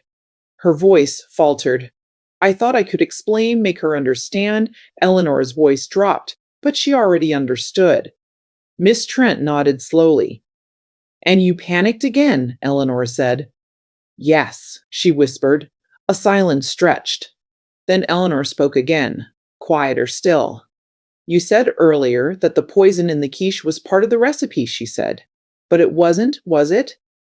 Miss Trent's breath caught. Eleanor's eyes held hers. It was a decoy, she said softly. Reeves turned sharply. A decoy? Eleanor nodded faintly. A smaller dose, blended carefully enough to create suspicion, enough to draw attention, but not enough to guarantee a fatal outcome. Miss Trent's hands trembled more violently now. And the real dose, Eleanor continued, her voice steady, was here. She glanced at the tin. Miss Trent's grip faltered. The lid slipped, and with a soft, hollow sound, it fell open. Inside, a faint residue clung to the metal surface, almost invisible. But enough. Reese exhaled slowly, his expression hardening. You used the quiche to hide the intent, he said, to make it look like an accident or a mistake. Miss Trent didn't deny it. Eleanor's voice remained calm. You wanted Bernard gone, she said, not just from the competition, but entirely. Miss Trent's composure shattered. I didn't want to kill him, she cried, her voice breaking. I just I just wanted him to stop. Stop what? Reeves demanded. Miss Trent's eyes darted wild now, desperate. Winning? He pressed. Controlling the judging? Or something else? Miss Trent shook her head, tears falling freely. You don't understand. None of you do. Then help us, Eleanor said gently. Miss Trent looked at her. Really looked. And something shifted again. Not panic this time. Not fear. Something deeper. Something buried. Something buried. You think this was about a baking contest, she said, her voice trembling but steadier now. About ribbons and pride and silly little rivalries. A faint, broken laugh escaped her. A hollow, humorless sound. It wasn't. The room seemed to hold its breath. Eleanor didn't speak, didn't interrupt, she just watched. And waited. Miss Trent's gaze drifted past them toward the body on the floor. Toward Bernard. Her voice dropped to a whisper. He was ruining people, she said. A pause. Then, he just hit it better than most. No one spoke at first. The words seemed to settle into the wood, the walls, the very air thick and difficult to move through. Reeves broke the silence, his voice measured but edged now with something sharper. Ruining people, how? Miss Trent didn't answer immediately. Her gaze remained fixed on Bernard's still form, her expression hollowing, as though she were looking at something far older than tonight. Eleanor watched her closely. Not pushing. Not yet. Finally, Miss Trent exhaled, a slow, trembling breath, and spoke. He borrowed, she said. Reeves frowned. Borrowed? Money, she clarified. Small amounts at first. Quietly. Friendly favors, he called them. Just until next month or until the next event. Her lips pressed together. And people trusted him. He was charming, respected, always winning, always smiling. Mrs. Penbury let out a faint, uncertain sound. Bernard wouldn't. He did, Miss Trent said, her voice tightening, and when he couldn't pay it back, he offered something else. Eleanor's eyes narrowed slightly. Influence. Miss Trent nodded. In the competitions, she said. In local decisions. In small things that mattered more than they should have. Her voice dipped. He controlled outcomes, subtly, quietly. And people led him because they were already entangled. Reeves folded his arms, his expression darkening. You're saying he rigged the results. I'm saying he shaped them, Miss Trent replied. Enough to stay on top, enough to keep people dependent. A murmur stirred at the edges of the room, low, uneasy, disbelieving. Hargreaves shifted, his face tightening. I knew something wasn't right, he muttered. The way he pushed certain entries, the way judges seemed to favor him. Reeves glanced at him. And you never reported it? To who? Hargreaves shot back bitterly. It's a village fair, not Parliament. Eleanor's gaze drifted back to Miss Trent. And you were one of those people, she said softly. Miss Trent's eyes flickered. Yes, she whispered. A pause. He came to me, she continued. Said he needed a loan. Just a small one. For ingredients, he said, for expansion. A faint, bitter smile touched her lips. I believed him. Reeves' voice was quiet now. And when he didn't repay it, Miss Trent's jaw tightened. He offered to help me instead, she said. Promised recognition, more business.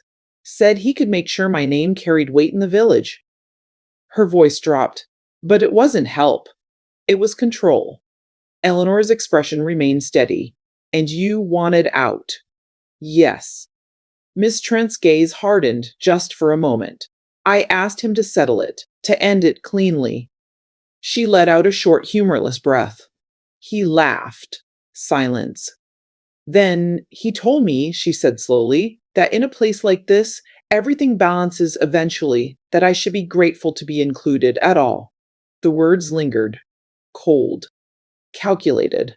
Eleanor's eyes darkened slightly. So you decided to tip the balance yourself, she said. Miss Trent's shoulders slumped. I didn't see another way. Reeves shook his head. There's always another way. Miss Trent let out a quiet, broken laugh, a soft exhale that carried no humor at all. Is there? She murmured, because from where I stood, it didn't look like it. A silence followed. Then Eleanor spoke again, her voice gentle but firm. You didn't just remove Bernard, she said. You created a situation where suspicion would spread, where blame would fall unpredictably. Miss Trent's gaze flickered. I didn't mean for it to. But it did, Eleanor said. 2 people dead. A village unraveling. Miss Trent closed her eyes, a faint, pained wince, and nodded. Reeves stepped forward. Miss Trent, he said, his tone final now, I'm placing you under arrest for the murders of Bernard Fawcett and no. The word cut through the room. Sharp. Immediate. Everyone turned. Eleanor didn't. She had already heard it. Not just the word, but the way it was said. Not denial. Correction. Miss Trent's eyes were open again now. Clearer somehow. I didn't murder Miss Calder, she said, her voice steady despite the tremor beneath it. I caused her death, yes, but that wasn't… She hesitated. That wasn't the same. Reeves frowned. The law may not. No, Eleanor said quietly. Reeves stopped. Eleanor's gaze remained fixed on Miss Trent. You're right, she said softly. It's not the same. Reeves looked at her sharply. What are you saying? Eleanor took a slow step forward. Miss Calder didn't die in the churchyard, she said. A pause. Then Reeves blinked. We found her there. Yes, Eleanor said. We found her there. Miss Trent's breath caught. A small, involuntary intake, her eyes widening just slightly. Eleanor saw it and continued. But there were no signs of collapse, she said. No disturbance, no indication that she fell where she lay. Her voice remained calm. She was placed. Reeves' expression tightened. We already established that. Yes, Eleanor said. But we assumed you placed her there after she died. Miss Trent shook her head faintly. I left her there. No, Eleanor said softly. Silence. Miss Trent stared at her. I believe you left her alive, Eleanor continued. The words hung in the air. Impossible. And yet, Miss Trent's lips parted. No denial came. Reeves' voice dropped. Explain. Eleanor's gaze didn't waver. Cyanide acts quickly, she said, but not always instantly. Especially in small, uneven doses. She glanced briefly toward the churchyard beyond. If Miss Calder inhaled it, she would have been weakened. Disoriented, struggling. Miss Trent's breath trembled. But not necessarily dead, Eleanor finished. A silence followed. Then Reeves spoke, slower now. So someone else found her. Eleanor nodded faintly. And ensured she didn't recover, he said. Another nod. The room seemed to tilt just slightly. Mrs. Pembury let out a soft, horrified whisper. Oh, no, Hargreaves stepped back, his face paling. You mean someone else? Eleanor's gaze moved, slowly, deliberately, across the room, past the tables, past the door, then back again, as if tracing something unseen. Miss Calder knew, she said quietly. She recognized the poison. She understood what it meant. Reeves' jaw tightened, and that made her dangerous. Yes. A pause. Then Eleanor's voice dropped further. So dangerous that someone couldn't risk her waking up. The silence deepened. Every breath felt louder now, heavier, and some more shifted. The sound was almost nothing, just the faint creak of a shoe against wood, but in the suffocating stillness, it rang out like a confession. Reeves turned sharply. Who was that? No one answered, but everyone looked. Eleanor's gaze moved slowly, deliberately, until it settled not on Miss Trent, not on Hargreaves, but on Mrs. Penberry. The baker stood near the edge of the table, her hands clasped so tightly her knuckles had gone white. Her breathing had changed shallow now, uneven, and there was something in her eyes, something that hadn't been there before. Not fear, not quite. Mrs. Penberry, Eleanor said softly. The woman flinched. She swallowed, her voice trembling. I haven't done anything. I've told you everything. No, Eleanor said gently. You told us what you thought was safe. Mrs. Penberry shook her head rapidly. No, no, that's not. You returned to the hall, Eleanor continued, her voice calm, almost soothing. You saw Bernard, you smelled the quiche, you recognized the danger. A small pause, and then you heard voices outside. Mrs. Penberry's lips parted. No sound came. Eleanor took a slow step closer. You didn't just hide, she said. You listened. A faint tremor passed through Mrs. Penberry's hands. I might have just a little, she whispered. Eleanor nodded faintly. And what did you hear? Mrs. Penberry hesitated, her eyes darting first to Reeves, then to Miss Trent, then away again. I heard someone arguing, she said finally. Near the lane. A man and a woman. Reeves' brow furrowed. Why didn't you mention this earlier? I didn't think it mattered, she said quickly, her voice rising. There's always someone arguing in this village? But not like this, Eleanor said softly. Mrs. Penberry's breath caught. No, she admitted, quieter now. Not like this. Eleanor's gaze sharpened. What was said? Mrs. Penberry closed her eyes briefly, a strained inhale, as if trying to pull the memory back into focus. The woman, she sounded frightened, she said. Urgent. She kept saying, you don't understand. This will ruin everything. Eleanor's eyes flickered. Miss Calder, she murmured. Mrs. Penberry nodded faintly. And the man? Reeves asked. Mrs. Penberry hesitated again. Longer this time. I couldn't see him, she said. Just a shape, a voice. What did he say? Reeves pressed. Mrs. Penberry's fingers tightened. He told her to calm down, she whispered. Said she was overreacting. That no one needed to know. A silence fell. Eleanor's gaze didn't waver. And then? She asked. Mrs. Penberry swallowed hard. Then there was a pause, like they were both just standing there. Her voice trembled, and then she said, I'm going back. I'm telling them. Reeves' expression hardened. And the man? He asked. Mrs. Penberry's voice dropped to almost nothing. He said, you won't get the chance. The words seemed to echo in the room. Cold, final. A faint gasp escaped the constable. A quiet, involuntary sound. Eleanor's eyes darkened. What happened next? She asked. Mrs. Penberry shook her head, her breath quickening. I didn't stay, she said. I couldn't. I was too frightened. I went back inside and then I heard something fall. Her voice cracked. I didn't go back out. Reeves stepped forward, his tone sharp. And you didn't think that was worth mentioning? I didn't know what it meant, she cried. I thought it could have been anything. But it wasn't, Eleanor said quietly. Mrs. Penbury's shoulders sagged. No, she whispered. A silence followed. Then Reeves spoke, his voice low and controlled.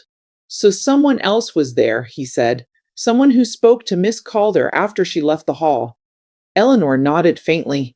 And that person ensured she didn't come back, Reeves finished. Yes, Hargreaves shifted uneasily. But who? He asked. We've accounted for everyone, haven't we? Eleanor didn't answer immediately. Instead, she turned slowly, her gaze moving across the room again.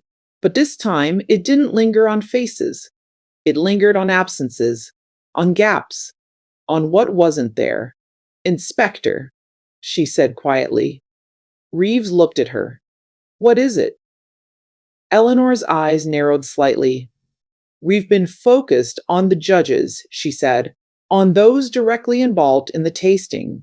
Reeves nodded, naturally. But the hall wasn't empty, she continued. Not entirely. People came and went. Assistants, organizers, a pause. Volunteers. Reeves' brow furrowed. Mrs. Penbury blinked. Volunteers? Eleanor nodded faintly. Who handled the entries before judging? Who arranged them? Who placed the cards? Reeves' expression shifted. The steward, he said. The steward, he said. A beat. Then another. The realization spread. Where is he? Reeves demanded. No one answered. Mrs. Penbury looked around, her face paling. He was here earlier, she said. Mr. Ellery. He always oversees the entries, makes sure everything's in place. Eleanor's voice was very quiet now. And he had access to all the dishes, she said. Reeves turned sharply to the constable. Find him. The constable hesitated. Sir, we haven't seen him since the judging began. A silence fell. Heavy. Uncomfortable. Eleanor's gaze drifted back to the quiche, to the card, to the neat, careful handwriting. Precise, she murmured. Reeves glanced at her. What? She didn't look away. The writing, she said, tight, controlled. Her eyes flickered. Someone meticulous, someone accustomed to order. Reeves' jaw tightened. Ellery, he said. Mrs. Penbury's breath hitched. A soft, frightened gasp. But he's been part of the fair for years, he wouldn't. Eleanor's voice cut through, still soft, but firm. He had the opportunity, she said. Reeves nodded. And the access. Hargreaves frowned. But what would he gain? Eleanor's gaze darkened slightly. That, she said, is what we haven't yet uncovered. A pause. Then, from outside, footsteps. Fast. Approaching. The constable who had been sent earlier burst back into view, breathless, his face pale. Inspector, he paused, catching his breath. We've searched the village. Reeves stepped forward. And? The constable swallowed. He's gone, sir. The words settled like a stone.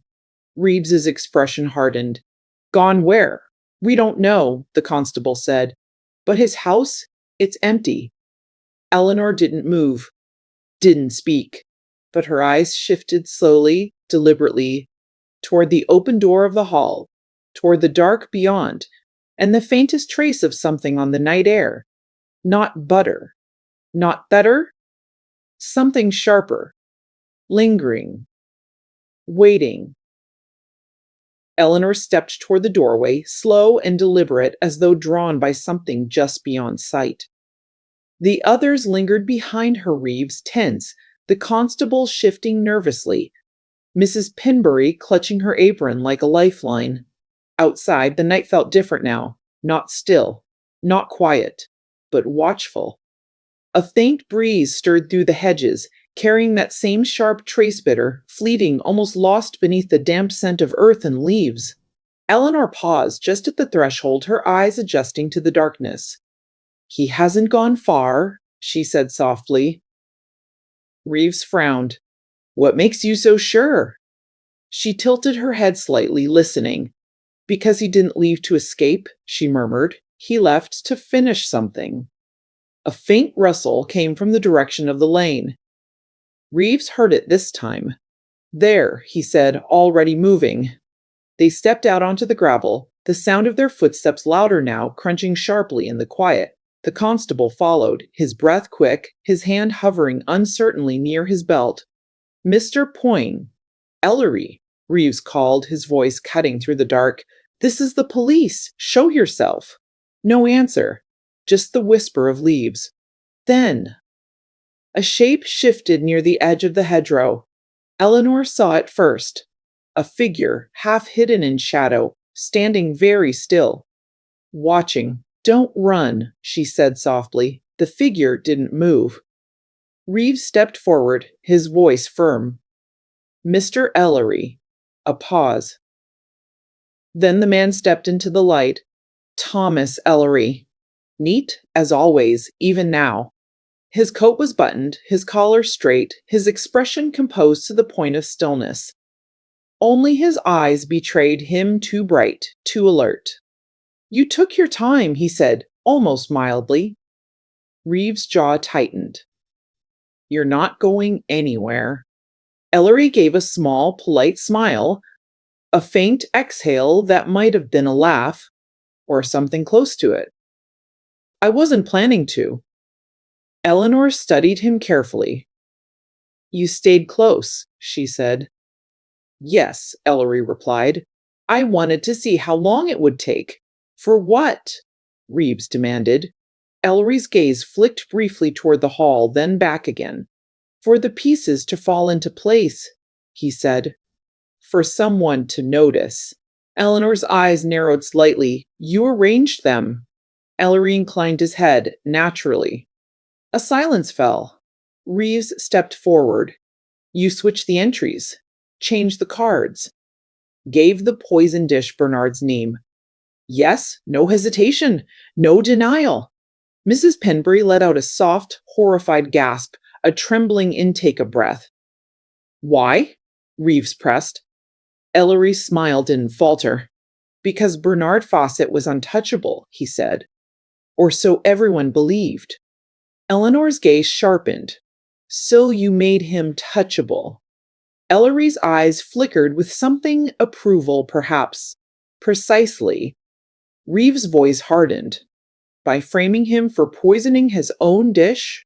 Ellery shook his head slightly. Not framing, he said, revealing. A pause. Then, I knew what Miss Trent intended, he continued calmly.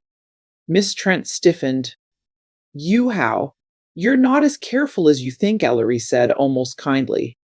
Questions asked in a chemist shop have a way of being noticed, especially in a village like this. Eleanor's voice was quiet. So you used her plan. Ellery nodded. It presented an opportunity. Reeves stepped closer. You tampered with the entries. Yes. You ensured the poisoned quiche appeared under Bernard's name. Yes. And you let Miss Trent believe she was in control. Ellery's smile deepened slightly. She needed to believe that. Miss Trent stared at him, her face draining of color. You knew what I was doing and you didn't stop me? Ellery tilted his head. Why would I? A silence. Sharp. Uncomfortable. Eleanor spoke again, her tone steady. Because people would die. Ellery's gaze shifted to her. For the first time, something like irritation flickered beneath his calm. People were already being destroyed, he said. Quietly, politely, politely. Behind smiles and ribbons, his voice tightened just slightly. I simply accelerated the process. Reeves' expression hardened. You're talking about Bernard. I'm talking about the system he built. Ellery replied. The quiet coercion, the subtle manipulation, the way he turned something as trivial as a baking competition into leverage. His eyes darkened. It needed to end. Eleanor watched him closely. And Miss Calder? She asked. Ellery's expression stilled. For a moment, he said nothing. Then, she wasn't supposed to interfere, he said. Reeves's voice dropped. But she did. Ellery nodded faintly. She was perceptive. Too perceptive. A pause. She would have unraveled everything before it was complete. Eleanor's gaze didn't waver. So you followed her? Yes. Reeves clenched his jaw. And you finished what Miss Trent started. Ellery's eyes flickered. Just slightly. But enough. She was already weak, he said. Confused, struggling. His voice remained calm, but something colder slipped through. It didn't take much. Mrs. Penbray let out a soft cry, a choked, horrified sound, turning away. Hargreaves stared, stunned. You killed her. Ellery didn't respond. He didn't need to. Eleanor stepped forward, her voice quiet but firm. And Bernard? Ellery's gaze returned to her. That, he said, was unfortunate. Reeves frowned. Unfortunate? I didn't expect Miss Trent to act so directly, Ellery replied. I anticipated disruption, exposure, not immediate death. A small pause. But once it happened, it became useful. Eleanor's eyes darkened. You let him die, she said. Ellery met her gaze. Yes. The word landed with a dull, final weight. Reeves stepped forward, his voice sharp.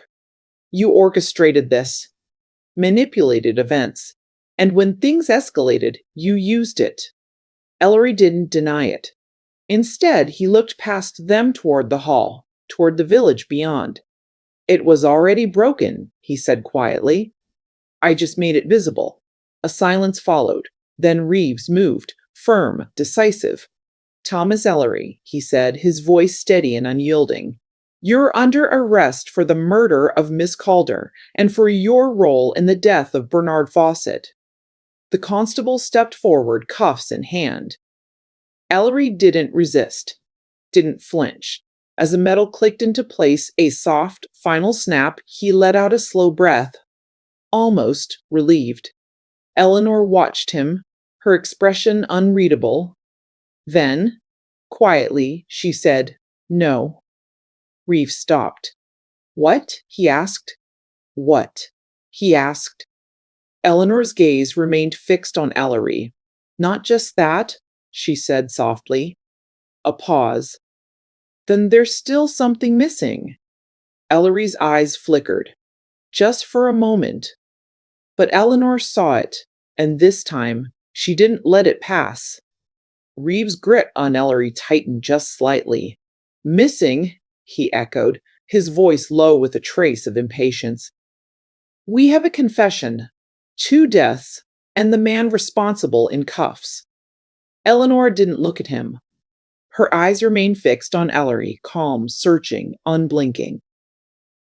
Yes, she said softly, and yet something still doesn't fit. Ellery's expression remained composed, but there it was again, that faint flicker behind his eyes. Not fear, not quite, recognition. He knew what she meant. Eleanor took a slow step closer, her voice quiet but precise. You said you wanted to reveal the system Bernard built, she began. To expose it. To make it visible. Ellery inclined his head slightly. I did. And you used Miss Trent's plan to do it, she continued. You manipulated the entries, ensured the poison dish bore Bernard's name, and allowed events to unfold. Yes.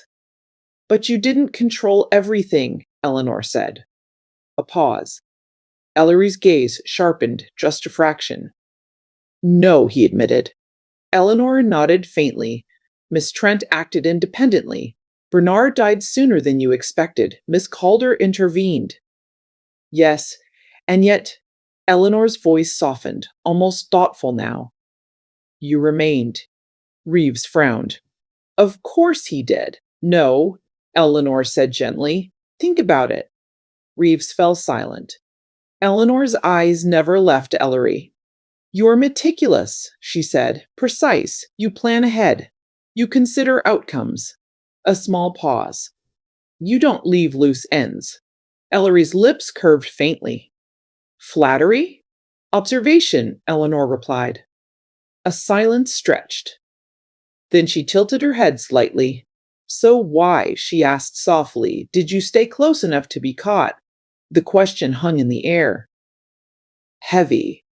Ellery didn't answer immediately. Reeves' brow furrowed. He said himself he wanted to see it through. No, Eleanor said again, her voice still calm. That's not enough. Ellery's gaze flickered just once. Eleanor saw it and pressed gently. You're not reckless, she continued. You wouldn't risk everything just to watch, not when you could leave, disappear, avoid suspicion entirely. A pause. Unless, she said quietly, you needed to be here. Ellery's breath shifted, a subtle, almost imperceptible change, and his eyes narrowed just slightly. Reeves noticed. Needed, he repeated. Eleanor nodded faintly. Yes, she said. Needed. Another silence. Then she spoke again, slower now. You said Bernard's death was unfortunate, she said. Unexpected. Ellery didn't respond. But you also said it became useful, she continued, that you adapted. A faint breeze stirred, brushing past them, carrying that lingering bitter trace once more. Eleanor inhaled just slightly, then her eyes sharpened. And yet, she said, there's something you haven't explained. Reeves' voice tightened. What? Eleanor finally glanced at him. The smell, she said. Reeves frowned. The cyanide. No, Eleanor said. Not just that. She turned back to Ellery.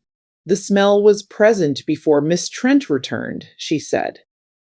Before Mrs. Penberry entered the hall, before Bernard collapsed. Ellery's expression stilled. Eleanor's voice dropped. So tell me, she said softly, when did you add it? A long pause followed. Ellery didn't answer. Reeves's grip tightened. Answer her. Ellery's lips parted slightly, then closed again. Eleanor stepped closer. Very close now. You said you only rearranged the entries, she continued, switched the cards, controlled the presentation. Her eyes narrowed. But you didn't say you touched the food. Another pause.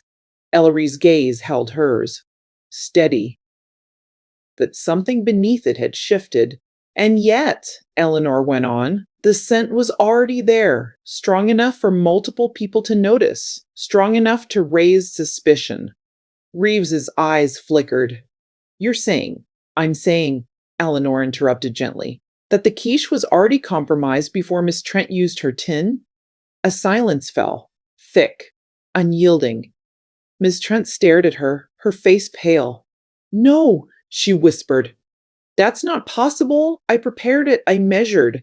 Eleanor didn't look at her. She kept her eyes on Ellery. You recognized her plan, she said, but you didn't rely on it.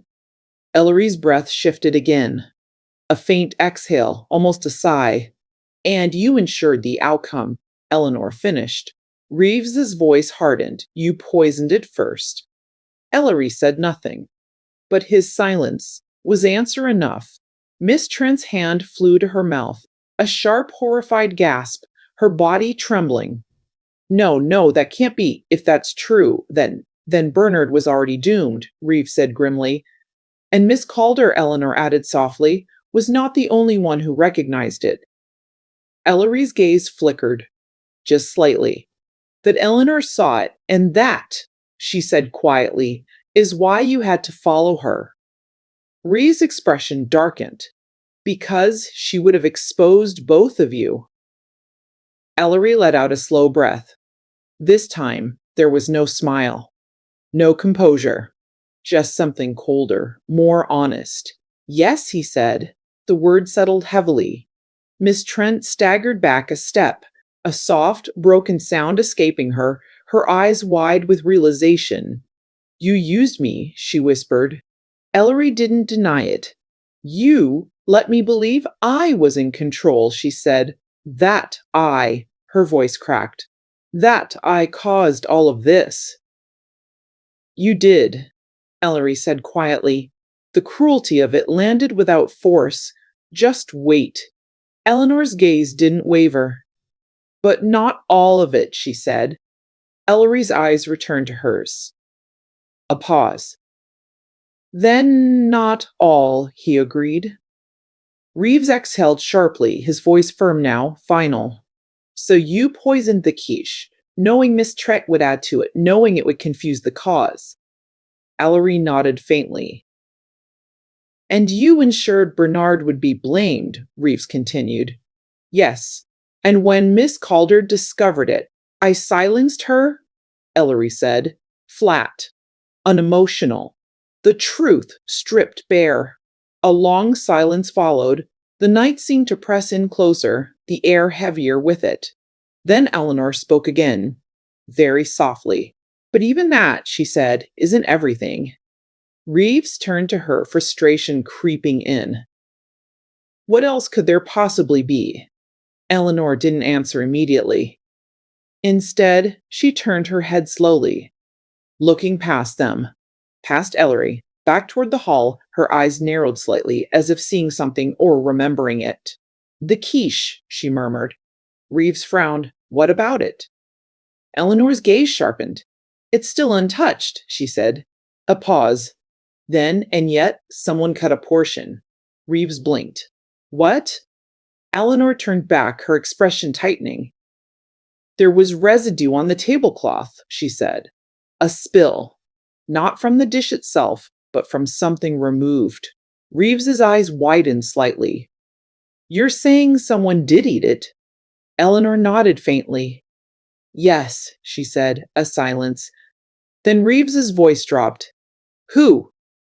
Eleanor's gaze moved, slowly, deliberately, across the small group, past Miss Trent, past Hargreaves, past Mrs. Penberry. Then she stopped, her eyes fixing on someone, and this time there was no doubt in them at all. Eleanor didn't speak right away. She let the silence gather, heavy and deliberate, until even the faintest rustle of leaves seemed too loud, too intrusive. Everyone followed her gaze slowly, almost reluctantly, until it settled where hers had. On the constable. He stood just slightly apart from the others, as he always had, notebook still in hand, cap tilted just a fraction too low, as though shielding his face from the lamplight. Ordinary. Forgettable. Until now. Reeves's brow furrowed. Constable, the young man stiffened. Sir, he replied, his voice just a shade too tight.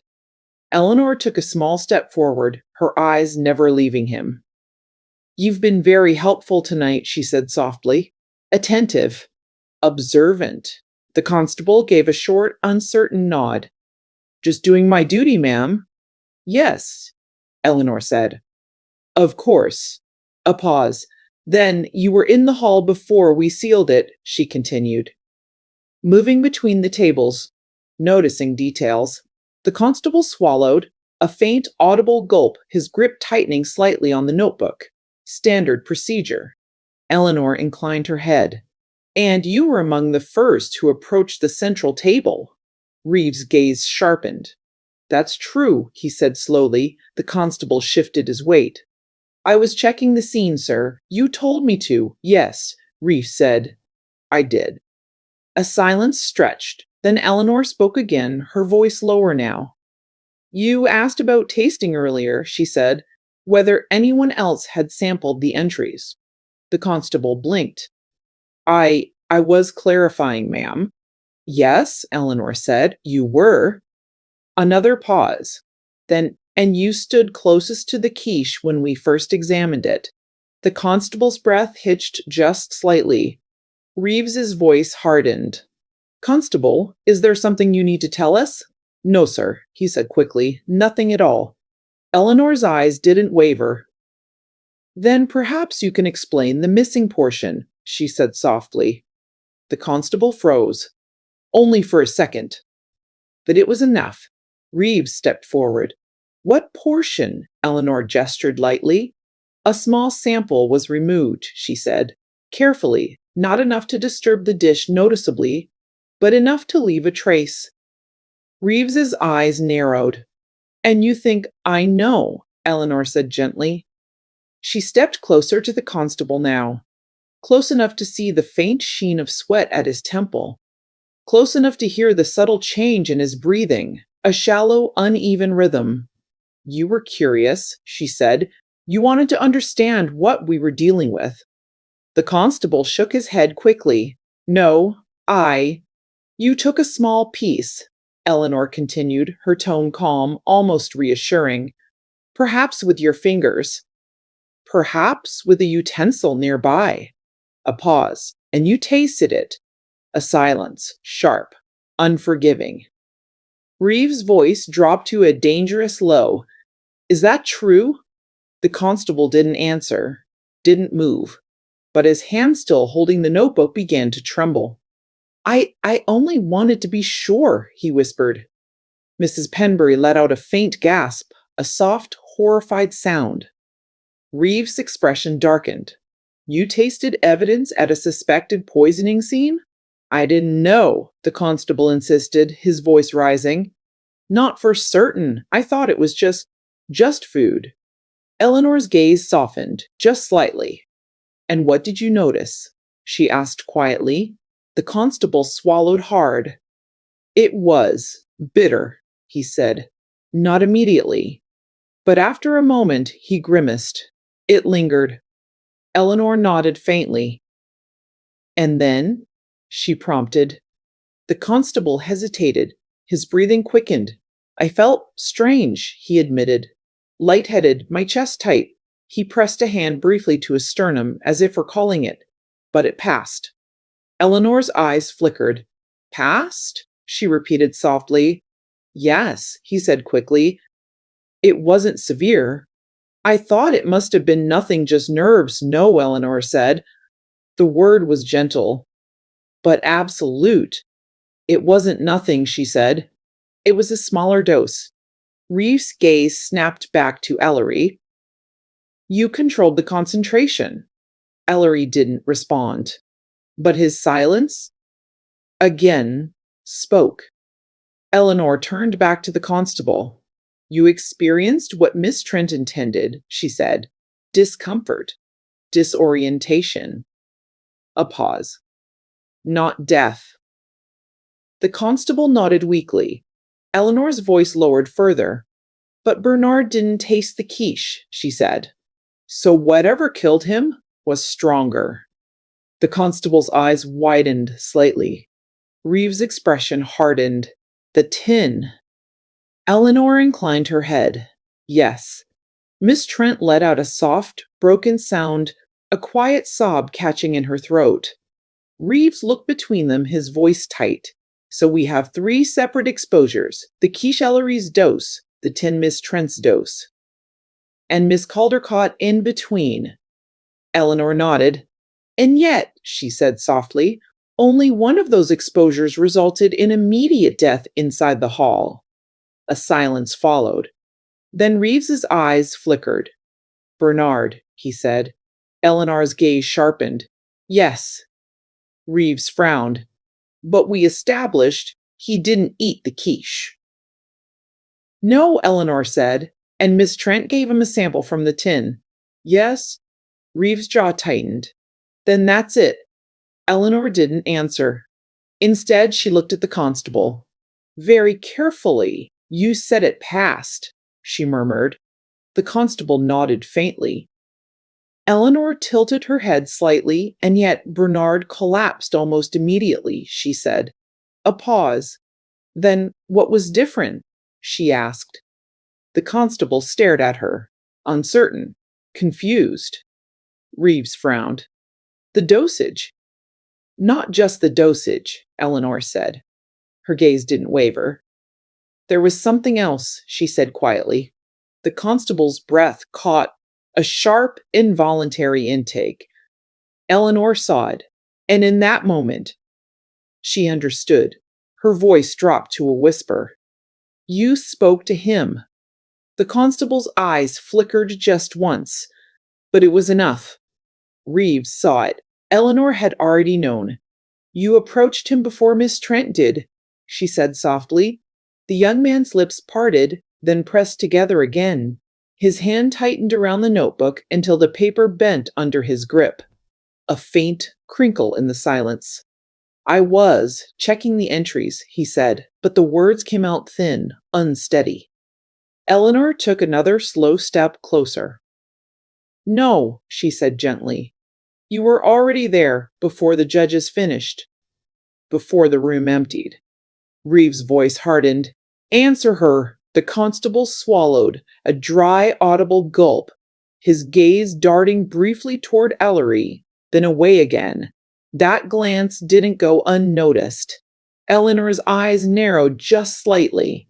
You knew him, she said. The constable stiffened. Reeves turned sharply to Ellery. You two? Ellery didn't respond, but his silence had become a pattern now. And Eleanor followed it. You didn't act alone, she said quietly. The constable shook his head quickly. No, I mean, yes, Careful, Reeves warned, his tone low and dangerous. You're already in enough trouble. The constable's breath came faster now, his composure unraveling thread by thread.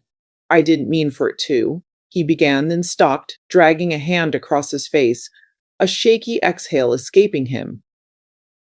I thought it would be quick. Clean. Eleanor's voice remained calm. What would? A pause. Then his reaction, the constable whispered. Silence. Reeves's eyes darkened. You administered something. The constable nodded faintly. Eleanor's gaze sharpened. Not the quiche, she said. No, he admitted. Not the 10 either, she continued. Another shake of the head. Reeves stepped forward. Then what? The constable hesitated. Then slowly, reluctantly, he reached into his pocket. Every eye followed the movement. His fingers trembled as they emerged, holding something small. Glass. A tiny vial. Almost empty. Miss Trent gasped. A sharp, startled intake, her eyes widening. Her eyes widening. That's yes, Eleanor said softly. Reeves' voice dropped. Where did you get that? The constable's gaze flicked again toward Ellery, then back. He left it, he said. Ellery's expression didn't change, but something in his eyes, something faint, acknowledged it. Eleanor's voice remained steady. You found it after he tampered with the entries. The constable nodded weakly. I didn't know what it was at first, he said, but I suspected. Reeves' jaw tightened. So instead of reporting it, I wanted to understand, the constable blurted. To be sure. If something was happening, if someone was cheating, or worse, his voice trembled. I thought I could catch them. Eleanor's gaze didn't waver. And Bernard? She asked. The constable hesitated. Then I spoke to him, he admitted, just briefly, before Miss Trent approached. Reeves's eyes narrowed. About what? I told him I'd noticed something strange, the constable said. That one of the entries might be off. I wanted to see how he'd react. Eleanor's head tilted slightly. And he brushed it off, the constable said bitterly. Told me not to meddle, that I didn't understand how things worked here. His jaw tightened. Same as always. A silence. Then Eleanor spoke again. And the vial? She asked. The constable's grip tightened around it. I thought if I could provoke a reaction, he said. If I could make him uncomfortable just enough, he might slip, reveal something. Reeves' voice hardened. So you dosed him. The constable shook his head quickly. Just a trace, he insisted. Barely anything. I, he faltered. I brushed it onto his cup. Reeves froze. His cup? Yes, the constable whispered. He had tea near the table. I added it when he wasn't looking. Eleanor's eyes flickered. There it was, the missing piece. He drank it, she said softly. The constable nodded, his face pale. Just a sip, he said. But it was enough, too, to make him react. Reeves' voice dropped to a cold, controlled edge, and then Miss Trent approached him with a second dose. The constable's breath hitched. Yes, he whispered. Eleanor closed her eyes briefly, a quiet, measured exhale, then opened them again. Stacked exposure, she murmured. Reeves frowned. What? Eleanor looked at him. He was exposed 3 times, she said. Ellery's preparation in the quiche, though he didn't eat it, the constable's addition to the tea, and Miss Trent's direct sample. Reeves' expression tightened as the realization settled. Each dose alone might not have been fatal, he said slowly. Eleanor nodded. But together, she didn't need to finish. The constable let out a broken sound, half sob, half gasp, his shoulders collapsing inward. I didn't know, he whispered. I didn't know she'd do that. I didn't know it would combine. Miss Trent stared at him, horror etched across her face. You added more. I thought it was nothing, he cried. A trace just enough to make him uneasy. You accelerated it, Eleanor said softly. The words landed without cruelty, just truth. Reeves stepped forward, his voice firm, final. You tampered with evidence, administered a toxic substance, and contributed directly to a man's death. The constable didn't resist as the notebook slipped from his hand, falling to the ground with a soft thud. I just wanted to expose him, he whispered, to prove he wasn't what people thought. Eleanor's gaze softened, but only slightly. And now, she said quietly, we have 4 people whose actions overlapped, intersected, and compounded. Reeves exhaled slowly, rubbing a hand over his face. Ellery manipulates the entries. Miss Trent prepares a targeted dose. The constable interferes independently, and Miss Calder discovers the truth. And tries to stop it, Eleanor added. Reeves nodded grimly and pays the price. A silence followed, heavy, layered. Then Eleanor's eyes drifted back toward the hall, toward the quiche, still sitting there, untouched, golden, perfect. 4 intentions, she murmured. 4 separate decisions, all converging on a single moment. Reeves looked at her. And the result? Eleanor's gaze darkened slightly. Chaos, she said. A faint breeze stirred again, carrying that lingering, bitter trace through the night. And for a moment, no one moved, because for the first time, they understood just how fragile the truth had been, and how easily it had almost slipped through their fingers. The night did not settle easily after that. Even as the constable was quietly relieved of his duties, his trembling hands guided behind his back, cuffs clicking into place with a dull final sound, and Miss Trent stood hollow-eyed beneath the lantern's glow, and Thomas Ellery allowed himself to be led away without resistance. There was no sense of closure, only quiet. A different kind of quiet, not the comfortable hush of a village at rest, but something deeper, something unsettled. Eleanor stood just inside the doorway of the hall once more, her gaze drifting across the tables, the ribbons, the untouched entries that now felt like relics of something distant and fragile. The quiche still sat at the center, its surface golden and inviting, almost mockingly so. Inspector Rees exhaled slowly behind her, a weary sigh, his shoulders heavier than before. I've seen complicated cases, he muttered. But this, he shook his head faintly. This was something else. Eleanor didn't turn. No one set out to create this, she said softly. Not entirely. Reeves frowned. Ellery did. Yes, Eleanor agreed, but even he didn't control everything. She glanced briefly at the empty space where the constable had stood. Each person believed they were acting alone, that their decision would be contained, manageable. A pause. They underestimated how quickly actions overlap. Reeves followed her gaze, his expression tightening. And Bernard paid the price. And Miss Calder, Eleanor added quietly. A silence stretched between them. Then, faintly, from somewhere beyond the hedgerow, came the distant murmur of villagers beginning to speak again. Low voices, careful tones, the kind of conversations that would ripple through Little Wexford for weeks, months, perhaps years. Mrs. Penbury lingered near the edge of the hall, her face pale, her hands still clasped together as though she couldn't quite let go of what she'd witnessed. Will things go back to normal? She asked, her voice small. Eleanor turned then, her expression calm but thoughtful. No, she said, not unkindly, just honestly. Not exactly. Mrs. Penbury's eyes filled, a faint sniff, quickly suppressed, as she nodded, as though she'd expected that answer all along. Reeves stepped toward the table, his gaze settling once more on the quiche. What happens to it? He asked. Eleanor followed his gaze. For a moment, neither of them spoke. Then she said very quietly, It stays. Reeves blinked. Stays? As it is, she said. A reminder.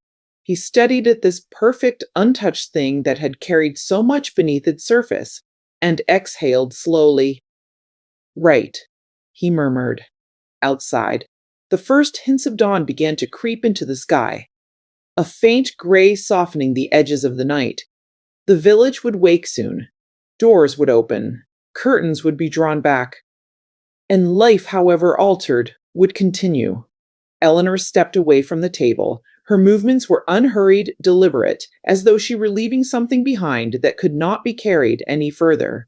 At the doorway, she paused once more, her eyes drifting back, not to the body, not to the evidence, but to the space itself.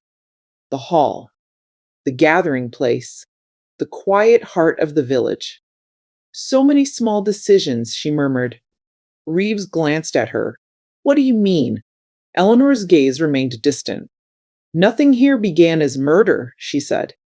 It began as resentment, pride, fear, a desire to correct something that felt unfair. A faint pause, and then each step moved just slightly further than the last. Reeves nodded slowly, his expression thoughtful now. Until there was no way back. Yes. A quiet settled between them. Then Eleanor gave the smallest of smiles, soft, almost imperceptible, and stepped out into the morning air. Behind her, the hall remained, still, silent, and at its center, the quiche of death, untouched, unassuming, and yet forever changed. And in somewhere, as the village of Little Wexford began to stir again, as whispers turned into stories and stories into something that would be told again and again over cups of tea and quiet glances across garden fences, the mystery did not fade. It lingered in the details, in the choices, in the spaces between what people said and what they meant. Because in places like this, the truth is never just what happened, it's why. And sometimes that's far more dangerous. Soft pause. If you found yourself drawn into the quiet tension of Little Wexford, if you felt the weight of every glance, every hidden motive, every subtle clue, then there are more stories waiting in the shadows. Stories where nothing is ever quite as simple as it seems, where the smallest detail can unravel everything. So, if you enjoy these slow-burning, immersive mysteries, take a moment, gentle, almost conversational tone, to like, subscribe, and follow the channel Midnight Mystery Stories, because the next mystery might already be unfolding, just out of sight.